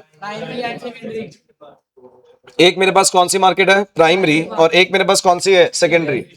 that means divide into 2 parts, primary market and secondary market. Sir primary market को बोलते हैं न्यू इशू मार्केट। बोलो क्या बोलते हैं, जब कभी भी कोई भी कंपनी, एग्जिस्टिंग कंपनी नए शेयर इशू करेगी। नहीं समझ आया, देखो तुझे कह रहा हूं जिंदल, थप्पड़ दे। हाँ जी बच्चे, तो प्राइमरी मार्केट को क्या बोलते हैं, न्यू इशू मार्केट। क्या बोलते हैं, और कभी भी हमारे पास जब हमें न्यू शेयर्स को क्या करना होता है, इशू, क्या करना होता है, भाई चैप्टर नहीं पता इनको अभी यार।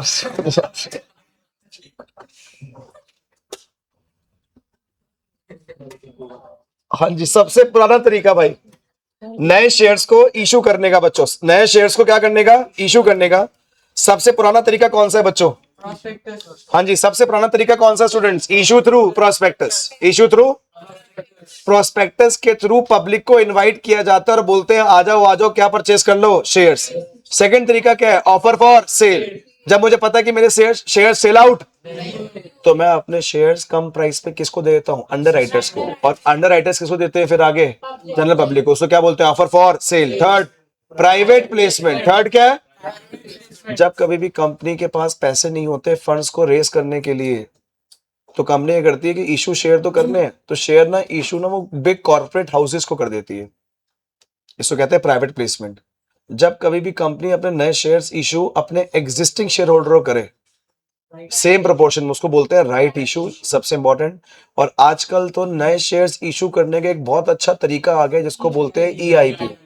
और ये होती कहां पर है? सेकेंडरी मार्केट में। कहां होता है? तो नए शेयर्स इशू करने के methods, come on. First method offer through, come on, offer through prospectus, offer for, next private placement, right issue and EIP. Next कौन सी मार्केट आ गई? सेकंड, जहां पर ऑलरेडी परचेस की हुई सिक्योरिटीज सेल होती है, उस मार्केट को क्या बोलते हैं? सेकेंडरी मार्केट और स्टॉक एक्सचेंज। सर प्राइमरी और सेकेंडरी में डिफरेंस क्या है कुणाल सर? प्राइमरी मार्केट में नए शेयर इशू होते हैं जबकि it involve trading between the existing security only. ये सिर्फ किसको दिखाता है? एग्जिस्टिंग सिक्योरिटीज को। ये एग्जिस्टिंग सिक्योरिटीज है। Sir primary market securities are sold by the company to the investor. यहां पर investor and investor, it directly promotes investment, it indirectly promotes investment. It only, there is only buying takes place. यहाँ पे buying भी और selling. यहाँ price बनाती है company, यहाँ प्राइस बनाता है with the help of demand and. इसका कोई फिक्स ज्योग्राफिकल एरिया, जबकि it has a fix geographical, उसका नहीं है, बट इसका कोई ना कोई फिक्स ज्योग्राफिकल एरिया तो डिसाइडेड है ही। किसकी बात कर रहा हूं? Money market and, sorry primary market and.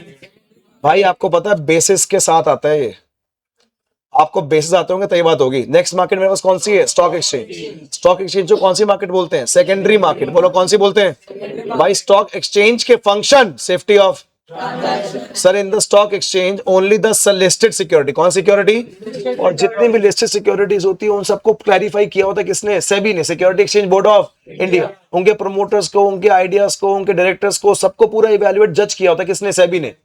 तो जितने भी हम सेकेंडरी मार्केट में लोग डील कर रहे हैं उनको हमेशा फील सिक्योर होता है कि हम जो डील कर रहे हैं वो लिस्टेड कंपनी से कर रहे हैं, लिस्टेड कंपनी पूरी चेक कर ली हुई किसने? सेबी ने। तो जो मेरे पास क्या है स्टूडेंट्स? फंक्शंस किस चीज के? स्टॉक एक्सचेंज के। हाँ जी, किसके फंक्शन स्टूडेंट्स? स्टॉक एक्सचेंज के। तो सबसे पहला क्या है बच्चों? Safety of transaction. सेकंड काम बच्चे, कंट्रीब्यूट्स टू दी, बेटा इस सेकेंडरी मार्केट की वजह से सेविंग कन्वर्ट किस में होती है? इन्वेस्टमेंट में। Savings gets channelise into the investment. Third, spreading the equity cult. बच्चे educating the investors, information provide करवाना इन्वेस्टर्स को, सेवर्स को, कब बेचना चाहिए, कब खरीदना चाहिए, किससे खरीदना चाहिए, कौन कौन बीच में और इन्वॉल्व है, इंटरमीडियरी बढ़िया कौन है, ब्रोकर कौन अच्छा है, जिससे कि ना जो सेवर्स और इन्वेस्टर का टाइम और कॉस्ट दोनों बच जाती है। इसको कहते हैं स्प्रेडिंग द इक्विटी कल्ट। ये काम है सेकेंडरी मार्केट स्टॉक एक्सचेंज का। इस चैप्टर के अंदर सबसे पहला टॉपिक जो मुझे इंपॉर्टेंट लगता है वो लगता है फंक्शंस ऑफ सेबी, जो कि लास्ट टॉपिक है। सेकेंड लगता है ट्रेडिंग प्रोसीजर। और थर्ड टॉपिक जो मुझे इंपॉर्टेंट लगता है वो लगता है स्टॉक एक्सचेंज के फंक्शंस, काम, सेकेंडरी मार्केट के काम। दोबारा बोल रहा हूँ, स्टॉक एक्सचेंज के काम। पहला बोलो। हाँ जी, पहला काम safety of transaction.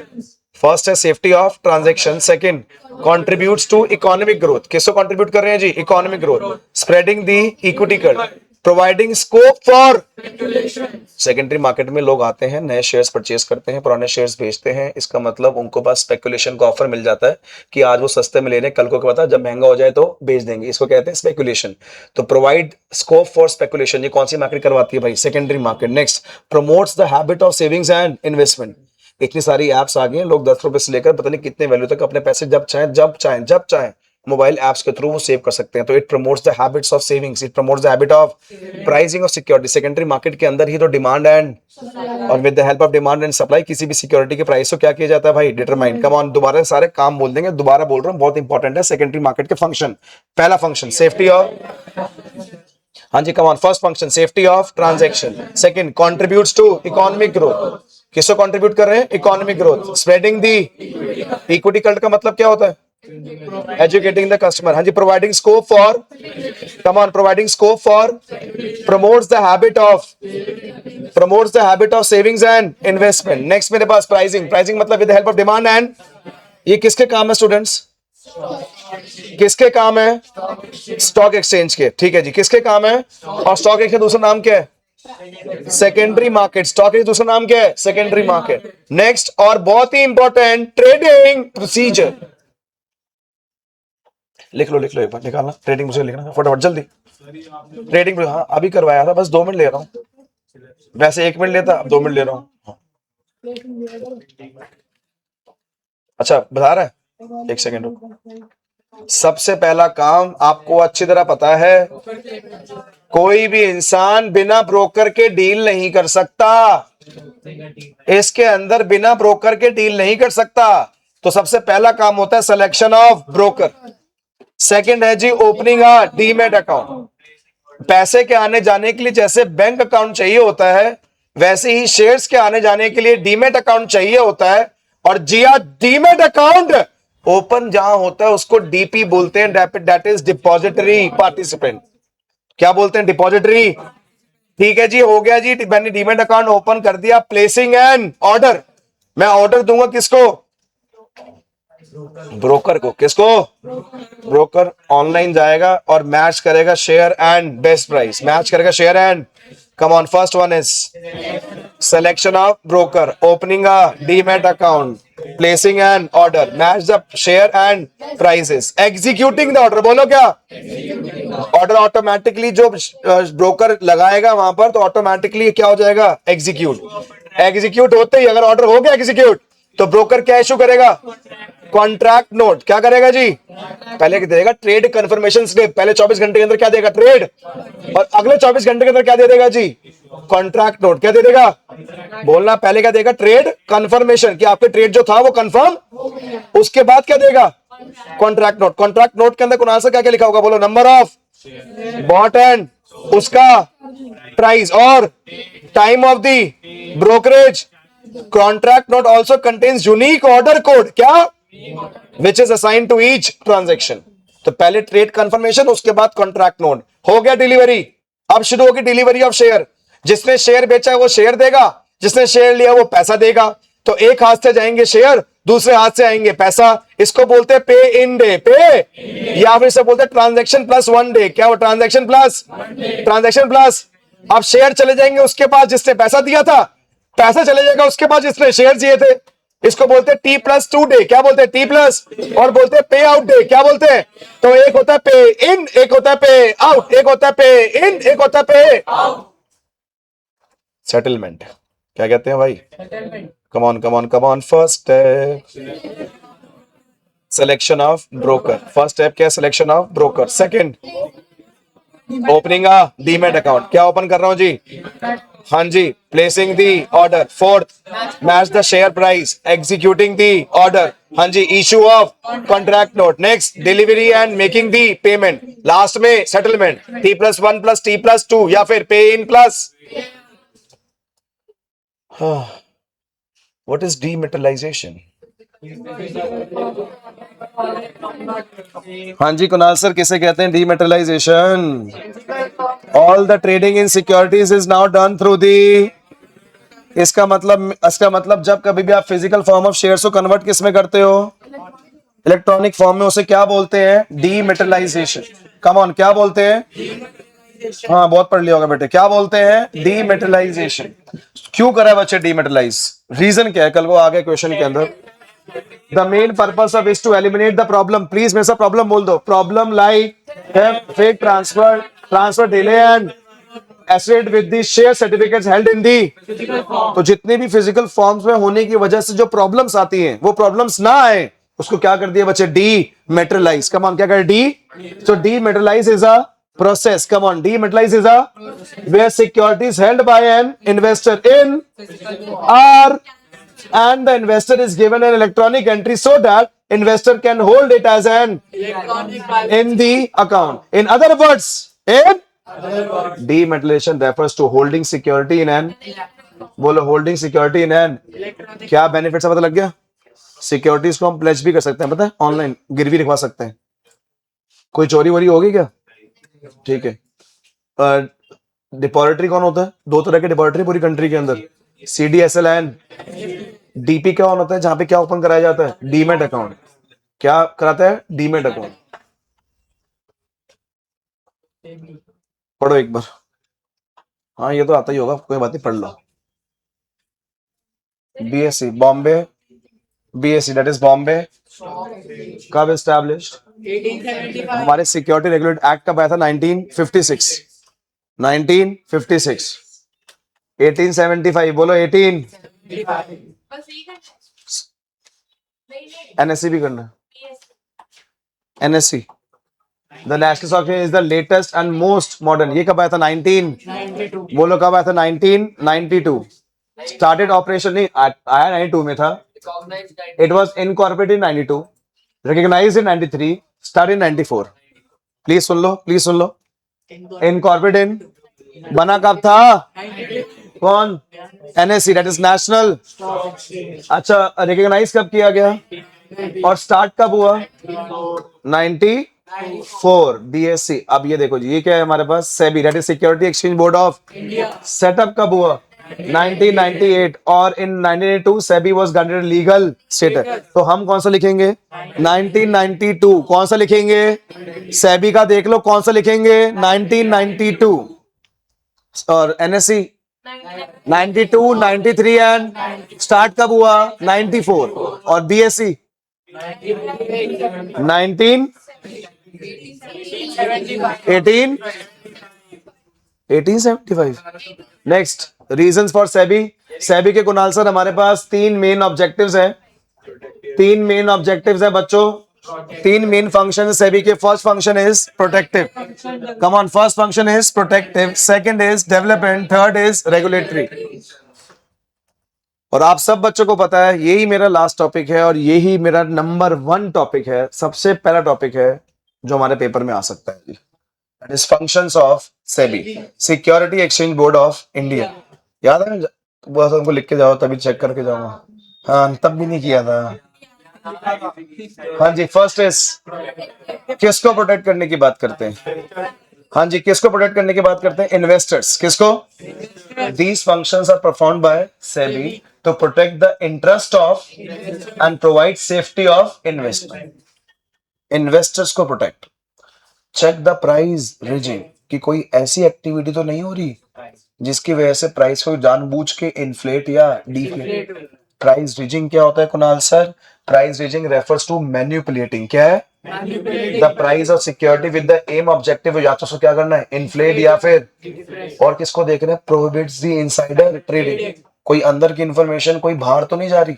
Yes, and insider trading is any person जो कनेक्टेड है with in the such as director or promoter. These insiders have sensitive, जो शायद से ये किसको दे सकते हैं? बाहर।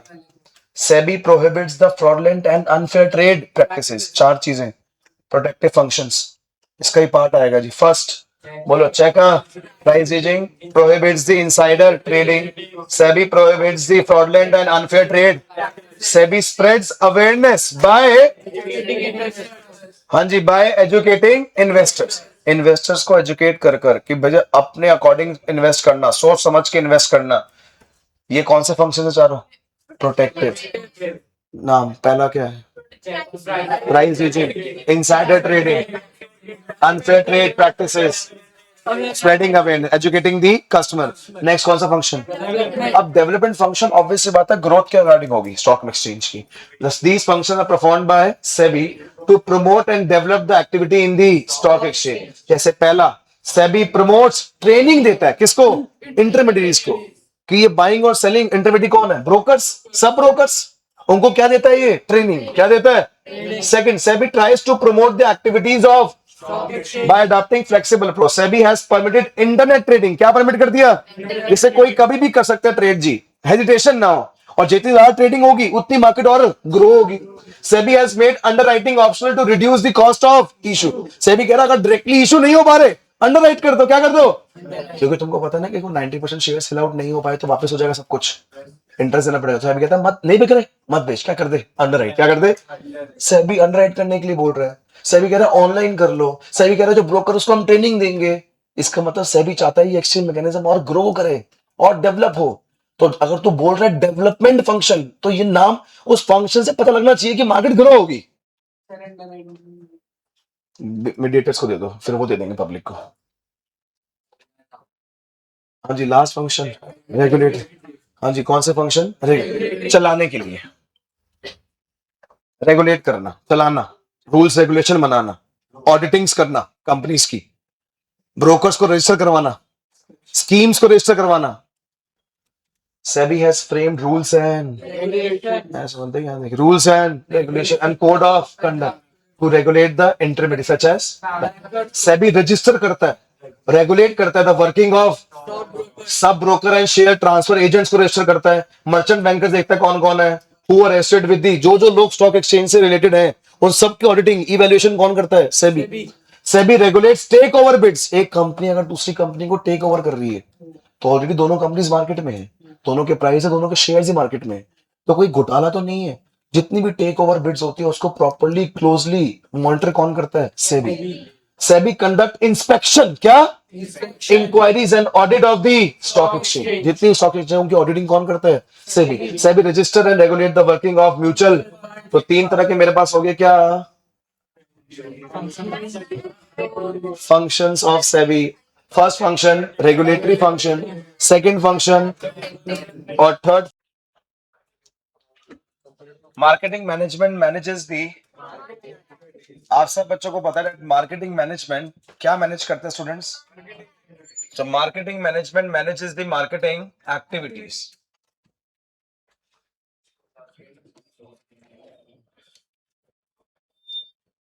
सर पहले लोग बोलते थे कि मार्केटिंग का मतलब है सिर्फ buying and selling, buying and, come on, the word market is right from the Latin word that is marketus, which means a place of, in other words, it is a location where buyer and seller of goods assemble. For that means market is a place, market is a where buyer and seller meet for the exchange of goods and so आज के time पर बच्चे अलग तरह की अलग अलग market है। फॉर एग्जांपल कौन सी market? Product market, geographical market, based on types of buyer, consumer की मार्केट, इंडस्ट्रियल गुड की मार्केट, क्वांटिटी के अकॉर्डिंग भी होलसेल मार्केट और रिटेल मार्केट।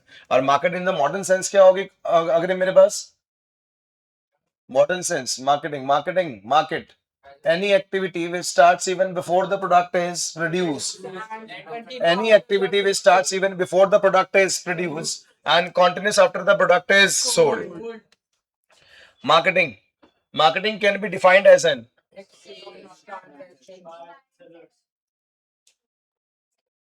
बात नहीं अब marketing can be defined as an exchange on transaction in between buyers and all activities connected with the transfer of goods and सारी activity बच्चों, सारी ऑल एक्टिविटी जो किससे रिलेटेड है? Exchange of goods and,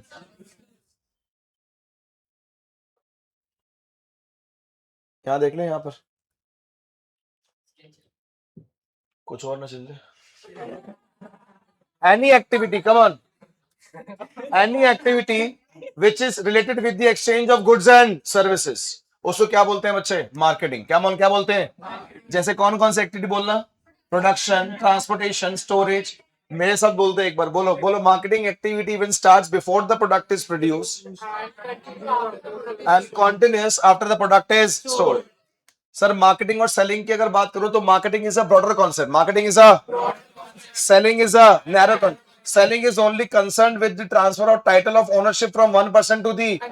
So selling starts after the product is produced and ends after the good is sold. Marketing is a wider concept. The main concept of marketing is to provide the customer satisfaction. Marketing starts even before the product is produced and continues after the product is sold. तो sir marketing के कुछ features बता दो sir. मेरा first feature है needs and, first of all, first feature of marketing activities, needs and we have to identify needs and creating a market, providing the customer and exchange. किसके features हैं ये? Offering का मतलब क्या होता है? प्रोडक्ट को मार्केट में क्या करना? ऑफर करना, उसके फीचर्स बताना, उसका प्राइस बताना। नेक्स्ट मेरे पास क्या? Exchange mechanism between buyers and, come on, buyers and, first one is needs and creating a market, providing the customers and exchange. किसके फीचर्स है? मार्केटिंग एक्टिविटी से किसके फीचर है? मार्केटिंग एक्टिविटी परफॉर्म होने के लिए, एक्सचेंज होने के लिए कितने लोग चाहिए? कोई ना कोई प्रोडक्ट होना चाहिए ऑफर करने के लिए, बात करने की एबिलिटी होनी चाहिए, फ्रीडम होनी चाहिए चूज करने की, और कोई जबरदस्ती नहीं है भाई गुड एक्सचेंज करने के लिए। एक्सचेंज मैकेनिज्म आपको बता रहा था। What can be marketed, anything can be marketed. Place, a person, idea, vision, anything can be market. जिसकी मार्केट में क्या होती है, वैल्यू। क्या होती है? व्हाट कैन बी मार्केटेड, बोलो क्या?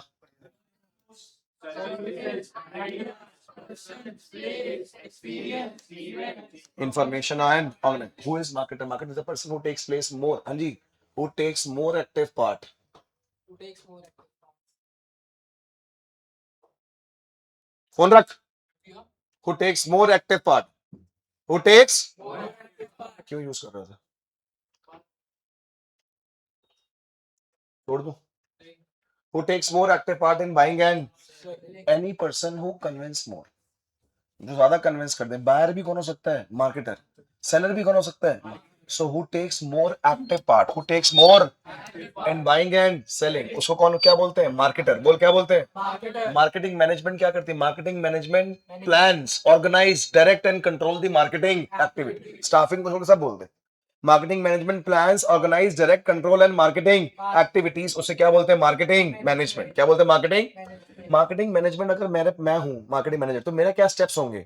पहला स्टेप होगा मेरा चूजिंग अ टारगेट मार्केट। क्या होगा? Choosing the target. फिर getting, keeping and growing customer. Getting keeping and providing superiors value. Providing superiors. हर एक मार्केटिंग मैनेजमेंट के 3 स्टेप होते हैं जी। पहला वो काम करता है चूजिंग अ टारगेट मार्केट। मैंने क्लास के अंदर बच्चों को बताया भी था कि अगर मैंने बच्चों को पढ़ाना है तो पहले चूजिंग अ टारगेट मार्केट की वो एकेडमिक्स 9 से लेकर 12 तक होनी चाहिए। उसके बाद getting, keeping and growing customer. तो मैं हर साल क्या कोशिश करता हूँ कि मेरे पास मैक्सिमम से मैक्सिमम बच्चे गेटिंग हो।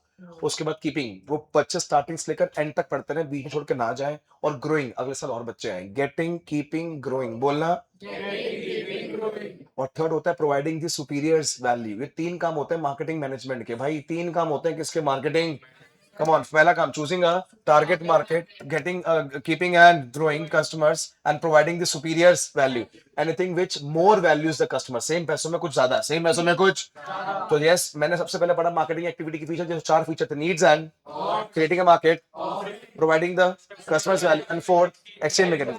अब पढ़ रहा तू मार्केटिंग मैनेजमेंट के काम। क्या काम? Step number 1 choosing a getting, keeping and growing customers and providing a superior value. What can be marketed? Anything can be marketed. Who is a marketer? Who takes more active role in? Yes, come on. Who takes more active role in buying and selling? Is there is any difference between marketing and selling? Marketing is a selling is a selling is only concerned with the profit making, with the जबकि marketing is concerned with providing the customers value. Marketing starts after the product is produced. Marketing starts even before the product is produced and content of the product is sold. Selling starts आ गया जी। हाँ जी, selling. Selling is a part of. जबकि marketing क्या है? एक wider. Selling concern किससे? ट्रांसफर और टाइटल ऑफ गुड्स। जबकि मार्केटिंग सेटिस्फेक्शन ऑफ। सेलिंग का मेन एम क्या है? प्रॉफिट। जबकि मार्केटिंग का मेन है profit through customer. Selling takes place after the production of goods. Marketing begins before the production of. किसका डिफरेंस बता रहे हैं? Marketing and selling. Come on, there are 5 philosophy. Production concept, societal marketing concept. कौन सा बेटा? तो मेरे पास 5 concept है जी। फर्स्ट कौन सा है? प्रोडक्शन। प्रोडक्शन का मतलब मेन क्या है? क्वांटिटी। प्रोडक्ट का क्वालिटी। सेलिंग मतलब एग्रेसिव सेलिंग टेक्निक। क्या? Aggressive selling. Marketing customers need, customer need as well as focus. बोल रहा हूं, क्या बोल रहा हूं? स्टार्ट कहां से होता है? Factory, factory, factory, market, market, society. क्या बोलो? Factory, factory, factory, market, market, society. Goal quantity, quality, aggressive selling, customer value and society. Next means ये कैसे अचीव होगा? जब गुड्स अवेलेबल और अफोर्डेबल होंगे। बोल अवेलेबल और यहां पर प्रॉफिट मिले क्या कर कर? Quality improve. क्या इंप्रूव करके? यहाँ पे टेक्निक्स सेलिंग टेक्निक्स। यहाँ पर इंटीग्रेटेड मार्केट, ये भी इंटीग्रेटेड। बोलो इंटीग्रेटेड और and profit profit profit profit profit profit through production, profit through quality, profit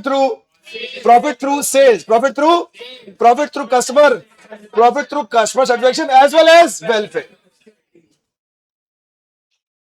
भाई फिलोसफीज इंपॉर्टेंट है भाई मेरे लिए।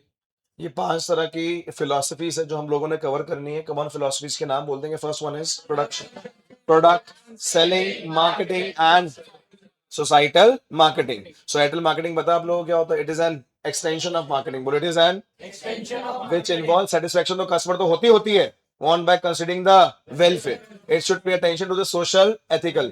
भाई सर, मार्केटिंग मैनेजमेंट के कुछ काम बताओ। पहला काम गैदरिंग एंड, उसको बोलते हैं functions of marketing management. Come on, क्या बोलते हैं? Functions of.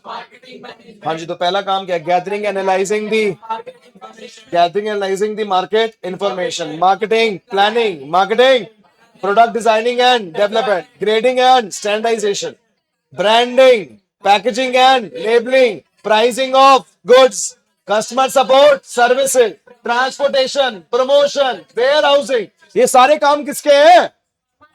मार्केटिंग मैनेजमेंट के। किससे काम है? और ये सारे काम 4P से रिलेटेड है, जिसको बोलते हैं मार्केटिंग मिक्स। क्या बोलते हैं? ये सारे काम 4P से रिलेटेड, इसको क्या बोलते हैं? Marketing mix. और हमारे पास 4P कौन से? Product, price, place, promotion.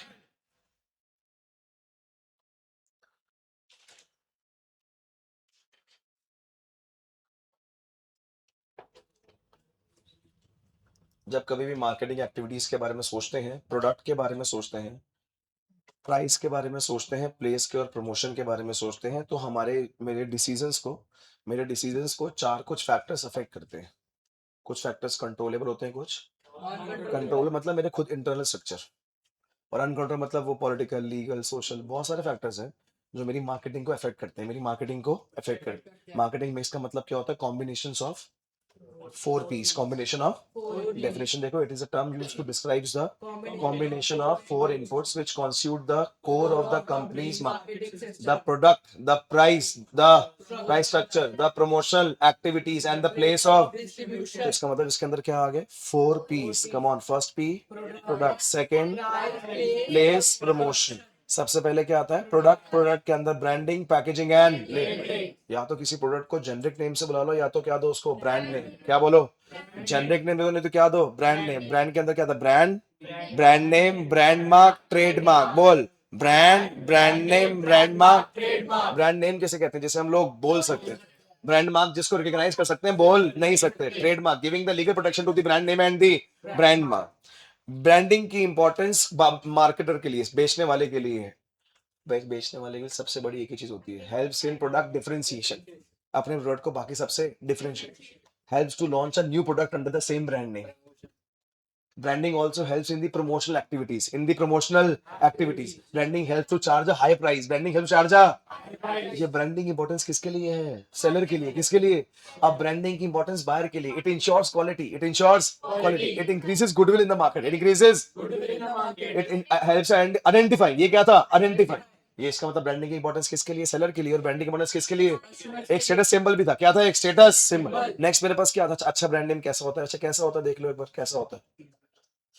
Short होना चाहिए, सिंपल होना चाहिए, वर्सटाइल होना चाहिए, प्रोडक्ट को रिकॉग्नाइज करने वाला होना चाहिए, सालों साल चलते रहना होना चाहिए, और जनरेशन के साथ ही होना चाहिए, ओल्ड नहीं हो जाए कहीं। हाँ, लीगल होना चाहिए, किसी और सिमिलर नहीं होना चाहिए। नेक्स्ट क्या है मेरे पास? Packaging. And there 3 levels of packaging. It is primary, secondary and packaging. Importance क्यों है जी Kunal sir? Rising standards of health and packaging की इंपॉर्टेंस देख लो जी। Rising standards of health and it is suitable for self service outlets. जितने मेरे पास self service outlets हैं उसके लिए सुटेबल है। इट इज सुटेबल फॉर, वो ऑटोमेटिकली सब कुछ पैकेट के ऊपर ही लिखा होता है। आप लोगों को कोई सेल्स पर्सन की रिक्वायरमेंट नहीं है। इनोवेशनल अपॉर्चुनिटी, क्या बोल रहा हूं? पैकेट कुछ इस तरीके से, उसके अंदर ग्राफिक्स होते हैं, स्टाइल्स होते हैं कि लोगों को अट्रैक्ट करते हैं, उससे सेल उनकी ओर बढ़ती है। Packet acts as a silent salesman. Product differentiation, अपने प्रोडक्ट को बाकी सबसे डिफरेंशिएट प्रूव करने के लिए पैकिंग हेल्पफुल है जी। फंक्शन वही sir, same function. Packaging identification के लिए यूज होती है। किसके लिए? प्रोडक्ट प्रोटेक्शन के लिए। किसके लिए? Facilitating the use of product. ऐसे प्रोडक्ट है कि ऐसे पैकेजिंग है कि आप लोग यूज कर लो, रख लो, खराब नहीं होंगे प्रोडक्ट। प्रोडक्ट प्रमोशन के लिए। किसके लिए? तो पैकेजिंग क्यों यूज होती है? बोलो, प्रमोशन के लिए। बोलो, आइडेंटिफिकेशन के लिए, प्रोटेक्शन के लिए। आइडेंटिफिकेशन के लिए और and facilitating the use of product। next क्या आ गया? labeling। labeling describe the product and specify it content। Product को डिफाइन करना, डिस्क्राइब करना, डिस्क्राइबिंग द प्रोडक्ट। हाँ जी, and specify it content. क्या क्या लिखा होता है label? Describe the product and specify it content. Identification of product. फिर दोबारा identification और differentiation. लेबल के ऊपर ही सारे ingredients mention होते हैं. Provided required by information required by the law. और लेबल के अंदर ही ग्रेडिंग होती है कि ये प्रोडक्ट किसके लिए है, किसके लिए नहीं है. For this purpose, for this purpose. Grading के लिए हो गया. प्रमोशन के लिए 10% एक्स्ट्रा, 40% एक्स्ट्रा लिखा कहाँ होता है? लेबल पर. तो ये लेबल के फायदे बता रहा हूँ. डिस्क्रिप्शन, इंग्रेडिएंट्स, किसमें जी? लेबल. नेक्स्ट कौन सा आ गया? प्राइस. और प्राइस का एकमात्र टॉपिक कि किसी भी प्रोडक्ट के प्राइस को आके डिटरमाइन कैसे करते हैं. किसी भी प्रोडक्ट के अगर प्राइस को डिटरमाइन करने की बात होती है तो सबसे पहला आता है प्रोडक्ट कॉस्ट. कोई भी प्रोड्यूसर अपने कॉस्ट से कम का प्राइस नहीं रखता. कॉस्ट अलग अलग तरह की होती है. एक फिक्स्ड कॉस्ट होती है, एक वेरिएबल होती है. जो चेंज नहीं होती वो फिक्स्ड होती है, जो चेंज होती है वेरिएबल होती है, जो फिक्स भी होती है चेंज नहीं होती उसे सेमी वेरिएबल. बट कोई सी भी कॉस्ट हो, हर एक प्रोड्यूसर सबसे पहला चीज अपने गुड के प्राइस को डिटरमाइन करते वक्त क्या सोचता है? Product cost. कम ऑन, क्या सोचता है? Product cost. कम ऑन, क्या सोचता है? Product cost. सेकंड क्या? Utility and demand. अगर मेरा प्रोडक्ट्स किसी को सेटिस्फेक्शन ज्यादा दे रहा है तो उसका प्राइस भी ज्यादा होगा. डिमांड होती है दो तरह की, इलास्टिक और एक इन इलास्टिक.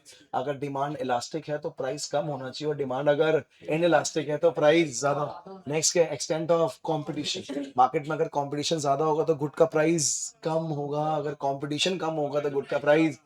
अगर गवर्नमेंट बीच में आई हुई है बहुत सारे प्रोडक्ट्स के लिए तो गवर्नमेंट फिक्स कर दी कि मैक्सिमम और मिनिमम प्राइस क्या हो, जिसको बोलते हैं price ceiling and price flooring. तो जो चीज गवर्नमेंट ने फिक्स कर दी कभी आप उसके अगेंस्ट नहीं जा सकते. Pricing objective. आप चाहते हैं क्या हैं जी? आप मार्केट शेयर लीडरशिप अटेन करना चाहते हैं, आपको प्राइस कम रखना पड़ेगा. आप कॉम्पिटेटिव मार्केट में सर्वाइव करना चाहते हैं, प्राइस कम रखना पड़ेगा. आपकी प्रोडक्ट क्वालिटी बहुत अच्छी है तो प्राइस ज्यादा रखना पड़ेगा. इसको कहते हैं प्राइसिंग ऑब्जेक्टिव. तो कौन कौन से फैक्टर हो गए बच्चे किसी भी चीज के प्राइस को डिटरमाइन करने के? फैक्टर बताओ. तो फर्स्ट वन इज, हाँ जी come on, first one is product cost. Second utility and demand. Third extent of competition in the market. Fourth, government and legal regulation. Fifth, pricing of the product. Sixth, fifth, पांच काफी है. Next क्या आ गया? Physical distribution. Physical distribution का मतलब है एक product जब प्रोड्यूसर से किसके पास जाता है? कंज्यूमर के पास से. दी एक प्रोडक्ट प्रोड्यूसर से किससे जाता है बच्चे? कंज्यूमर के पास. तो बीच में कुछ मीडिएटर्स इन्वॉल्व होते हैं. कौन इन्वॉल्व होते हैं? मीडिएटर. बीच में कुछ मीडिएटर्स इन्वॉल्व हैं. जब एक प्रोड्यूसर, एक गुड प्रोड्यूसर से किसके पास जाता है? कंज्यूमर. और मीडिएटर कौन है मेरे पास? Retailer, wholesaler and agent. तो इसका मतलब उनको बोलते हैं इंटरमीडिएटर्स. क्या बोलते हैं? या फिर बोलते हैं चैनल्स ऑफ डिस्ट्रीब्यूशन. क्या बोलते हैं? चैनल्स ऑफ, हाँ जी क्या बोलते हैं? Channels of distribution. और सर जब ये गुड, नहीं ये नहीं है बेटा, जब ये गुड प्रोड्यूसर से किसके पास जाता है बच्चे? कंज्यूमर के पास. तो कुछ स्टेप्स परफॉर्म किए जाते हैं. हाँ जी कुछ क्या परफॉर्म किए जाते हैं? स्टेप्स. जैसे कि फर्स्ट स्टेप का नाम क्या होता है? Order processing. ये आएगा भाई, ये बहुत इंपॉर्टेंट है जी. फर्स्ट स्टेप का नाम क्या है जी? ऑर्डर. हाँ जी फर्स्ट स्टेप का नाम क्या है students? Order processing. Second step का नाम क्या है?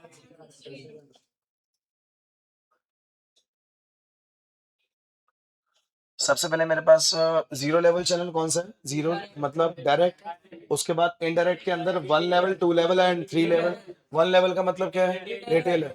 2 लेवल का मतलब होलसेलर एंड रिटेलर. 3 लेवल का मतलब, ठीक है, 0 लेवल आपको पता लग गया. इनडायरेक्ट के अंदर आपके पास आता है 1 लेवल. 1 लेवल को हमेशा रिटेलर बोलना, 2 लेवल को होलसेलर और रिटेलर बोलना, और 3 लेवल को होलसेलर, रिटेलर एंड. ये मेरे पास टॉपिक नहीं है कि मैं कौन सा चैनल यूज करूं. पहले था और प्रोजेक्ट्स में भी होता है कि अगर मैं अपना बिजनेस कर रहा हूं तो मैं कौन सा यूज करूं. मतलब कि क्लोज टू 1 लेवल, 0 लेवल, या फिर 2 लेवल और 3 लेवल. ये आपके पास सिलेबस में नहीं है फैक्टर्स. आपके पास सिलेबस में एक चीज है जो इसके अंदर मेंशन नहीं है, वो है दैट इज, अगर आपके प्रोडक्ट एक प्रोड्यूसर से कंज्यूमर के पास जा रहा है तो वो छोड़ूंगा नहीं, क्लास खत्म होने दे. एक प्रोडक्ट जब प्रोड्यूसर से, पीछे वाले को बोल रहा हूँ, एक प्रोड्यूसर से कंज्यूमर के पास जा रहा है. किसके पास जा रहा है? प्रोड्यूसर से कंज्यूमर के पास जा रहा है. तो क्या स्टेप्स परफॉर्म होते हैं? ये सिलेबस में अभी ये दिया नहीं. इसको बोलते हैं कंपोनेंट्स, प्रोसेस बोलते हैं. सबसे पहला आता है ऑर्डर प्रोसेसिंग. जब ऑर्डर प्रोसेस होता है उसके बाद आता है ट्रांसपोर्टेशन. जब गुड्स जाता है तो फिर उसको बोलते हैं वेयर हाउसिंग. हाँ जी क्या बोलते हैं? पहले क्या बोलते हैं? Order processing. ऑर्डर कब आया? कैश पे आया, क्रेडिट पे आया, कितनी जल्दी ऑर्डर बनेगा, कितनी जल्दी रेडी हो जाएगा. उसके बाद गुड जाएगा कैसे? ट्रांसपोर्टेशन के थ्रू. जहां जाएगा वो एक ही दिन में तो बिक नहीं जाएगा. वहां पे कहाँ रखा जाएगा? वेयर. और वेयर हाउस में कितनी इन्वेंट्री रखनी है उसको बोलते हैं इन्वेंट्री कंट्रोल. क्योंकि इन्वेंट्री ज्यादा हो तो दिक्कत है, इन्वेंट्री कम हो तो. चार स्टेप बता दो बच्चे. गुड फिजिकली, गुड फिजिकली जब प्रोड्यूसर से कंज्यूमर के पास जाता है तो चार स्टेप बता दो. First step is order processing. Second transportation, third, और फोर्थ इन्वेंट्री कंट्रोल। हाँ जी, फोर्थ क्या हो गया? Inventory control. नेक्स्ट मेरे पास क्या हो गया? प्रमोशन। लास्ट स्टेप मेरे पास क्या है? प्रमोशन। प्रमोशन का मतलब क्या होता है? Any activity which is done to increase the sale of the product, sale को इंक्रीज करने के लिए। और 4 स्टेप्स होते हैं मेरे पास, कौन कौन से? Advertisement, personal selling, publicity and, सबसे पहले बात किससे करेंगे? एडवर्टीजमेंट। एडवर्टीजमेंट मेरे पास क्या है? Paid form. एडवर्टीजमेंट मेरे पास क्या है students? Paid form. Paid form का मतलब क्या है? कि पैसे देने होते हैं भाई, तब होती है जी। इन पर्सनैलिटी मतलब कोई फेस टू फेस मिल सकते नहीं जो एडवर्टीजमेंट करवा रहा है। हाँ जी, आइडेंटिफाइड, हाँ पता जरूर है कि कौन करवा रहा है। आइडेंटिफाइड स्पॉन्सर, क्या बोलते हैं? आइडेंटिफाइड। मेरिट्स क्या है? मास रीच। बोलो एडवर्टीजमेंट मेरिट क्या है? एडवर्टीजमेंट आप एक बार कराओगे बहुत सारे लोगों तक जा सकती है। मेरिट क्या है जी? Mass reach. Enhancing customer satisfaction. हाँ जी, किसको बढ़ाना है जी? Customer satisfaction. Expressiveness, come on, क्या बोल रहे हैं? और लास्ट क्या है? इकोनॉमिकल। बहुत सस्ता होता है बच्चे, ज्यादा फोर्सफुल नहीं है भाई, लोग देखें या ना देखें, फीडबैक मिलता नहीं क्योंकि पर्सनल तो है नहीं। नेक्स्ट, इनफ्लेक्सिबिलिटी है, सामने वाला जैसा हो वैसी एडवर्टीजमेंट अपने आप चेंज हो जाए, ऐसा नहीं होता। एडवर्टीजमेंट सेम रहती है, इनफ्लेक्सिबल है। और लो इफेक्टिव। ऑब्जेक्शन हमारे सिलेबस में नहीं है। नेक्स्ट हमारे पास क्या है students? Personal selling. Personal selling का मतलब होता है जब कभी भी हम लोग गुड को सेल करते हैं डोर टू डोर। क्या सेल करते हैं? हाँ जी, पर्सनल सेलिंग थोड़ी मेरिट्स फ्लेक्सिबल, जैसे सामने वाला होगा वैसे मैं अपनी स्टाइल, अपनी बात को चेंज कर लूंगा। डायरेक्ट फीडबैक, सामने सामने बता रहा हूँ उसको, तो जो मेरे बारे में वो सोचता है वो मुझे उसी वक्त फीडबैक मिल जाएगा। मिनिमम वेस्टेज, पता लग गया कि भाई इसमें मैं कुछ भी समझा दूं, इसने गलत ही बोलना, छोड़, इससे बात ही नहीं करनी। इसका मतलब ये हो गया कि मैं अपना टाइम वेस्ट नहीं करूंगा। पर्सनल सेलिंग का ये फायदा है जी। पर्सनल सेलिंग के फायदे किसको होते हैं? बिजनेस को, कस्टमर को। ये आप लोगों के सिलेबस में नहीं है। आपके पास है सेल प्रमोशन टेक्निक। टेक्निक भी सिलेबस में नहीं है जी। टेक्निक पता है कौन कौन सी होती है आप लोगों के? वैसे नाम बोल दो बस पहले। फ्री सैंपल्स, बोलो क्या? Discount, contest, gift, lucky draw, bonus, ये सारे हमारे पास क्या है? Sale promotion. ये आपके सिलेबस में नहीं है, लास्ट आप लोगों के सिलेबस में है, दैट इज ये सारे वो टेक्निक। लास्ट आपके पास कौन सा बच्चे? पब्लिसिटी। पब्लिसिटी के अंदर क्या आता है? Public relation. कम ऑन, क्या आता है? पब्लिसिटी के अंदर मेरे पास क्या आता है जी? Public relation. और पब्लिक रिलेशन में क्या बोलता हूँ Srijan? Public relation can be defined as the publicity. बोलो, public relation can be defined as the through media which is very, through media which is very important in the, it is ranked second. Bolo, it is ranked after personal selling in promotional mix, since they can be used very effectively to reach the most influential people. This is considered as an effective tool for the promotion. Sir, क्या क्या tool use होते हैं जी? अगर आपने अपने good की cell को Kunal sir promote करना है, अगर आपने अपनी गुड की सेल को प्रमोट करना है तो कुणाल सर क्या क्या टेक्निक यूज होती है? पीआर क्या करता है? पब्लिक रिलेशन जो डिपार्टमेंट होता है, पब्लिक रिलेशन जो डिपार्टमेंट है वो क्या क्या काम करता है कुणाल सर? पहला काम करता है प्रेस रिलेशन। जितनी भी प्रेस मीडिया होती है उनके साथ क्लोज रिलेशंस बना के रखता है जी, उसको बोलते हैं प्रेस रिलेशन। क्या बोलते हैं? Information about the, come on, information about the और products need to be present in a, कहां पर? In the press. तो ये कौन करता है ऐसा? पीआर। कौन करता है? पीआर। प्रोडक्ट की क्या करता है? A company can invite, come on, a company can invite attention of the public on their, by sponsoring sports and अलग अलग कल्चरल स्पोर्ट्स इवेंट्स ऑर्गेनाइज करता है यार PR department. Corporate communication, it may be in the form of newsletter आते हैं company के, company में क्या चल रहा है, कंपनी के किसी एक डायरेक्टर के बारे में, किसी एक एम्प्लॉय के बारे में, ऐसे मैगजीन्स आती हैं कंपनी की। कंपनी की इमेज लोगों के सामने इंप्रूव होने के लिए पीआर चाहिए, और पीआर डिपार्टमेंट क्या क्या करता है उसके रोल बता रहा हूं भाई। बहुत ही ज्यादा इंपॉर्टेंट टॉपिक बच्चे, इसके अंदर कुछ नहीं आएगा और यही आएगा पीआर। लॉबिंग करना भाई, लॉबिंग करना मतलब होता है जो अभी करंट में गवर्नमेंट चल रही है, गवर्नमेंट के जो मिनिस्टर्स हैं उनके साथ डायरेक्ट कांटेक्ट में रहना, और जो जो चेंजेस आएंगे सबसे पहले उसको पता लगेंगे, और फिर उसके अकॉर्डिंग ही कंपनी अपने अंदर भी क्या ले आएगी? चेंजेस। जैसे कि lobbying, it means influencing the government officials, ministers, हाँ जी, influencing the government officials and in a positive manner to formulate suitable industrial, telecom and, next क्या है जी? काउंसलिंग्स करना। क्या करना? The public relation department advises the management of the company to interfere to into the general issues which affect the public. क्या क्या काम हो गए स्टूडेंट्स? हाँ जी, क्या क्या काम हो गया? पहला काम, अच्छा किसके काम बता रहा हूँ? हाँ जी, किसके काम बता रहा हूँ? तो पहला काम प्रेस रिलेशन, पहला काम। दूसरा काम प्रोडक्ट पब्लिसिटी। तीसरा काम ये मत भूलना, क्या नाम है, लॉबिंग। और पांचवा काम क्या क्या होगा इससे, फिर क्या होगा, इससे क्या होगा, बिल्डिंग। और if news about a product comes in the media, it always gets stimulates the sales force, हमारी sales। और as the product is publicized through the media, it is very easy to convince the customer, reduce the जो promote करने की जो cost लगती है अब वो कम लगेगी, क्योंकि तेरी ऑलरेडी लोगों की नजरों में तेरी पब्लिसिटी और बढ़ गई।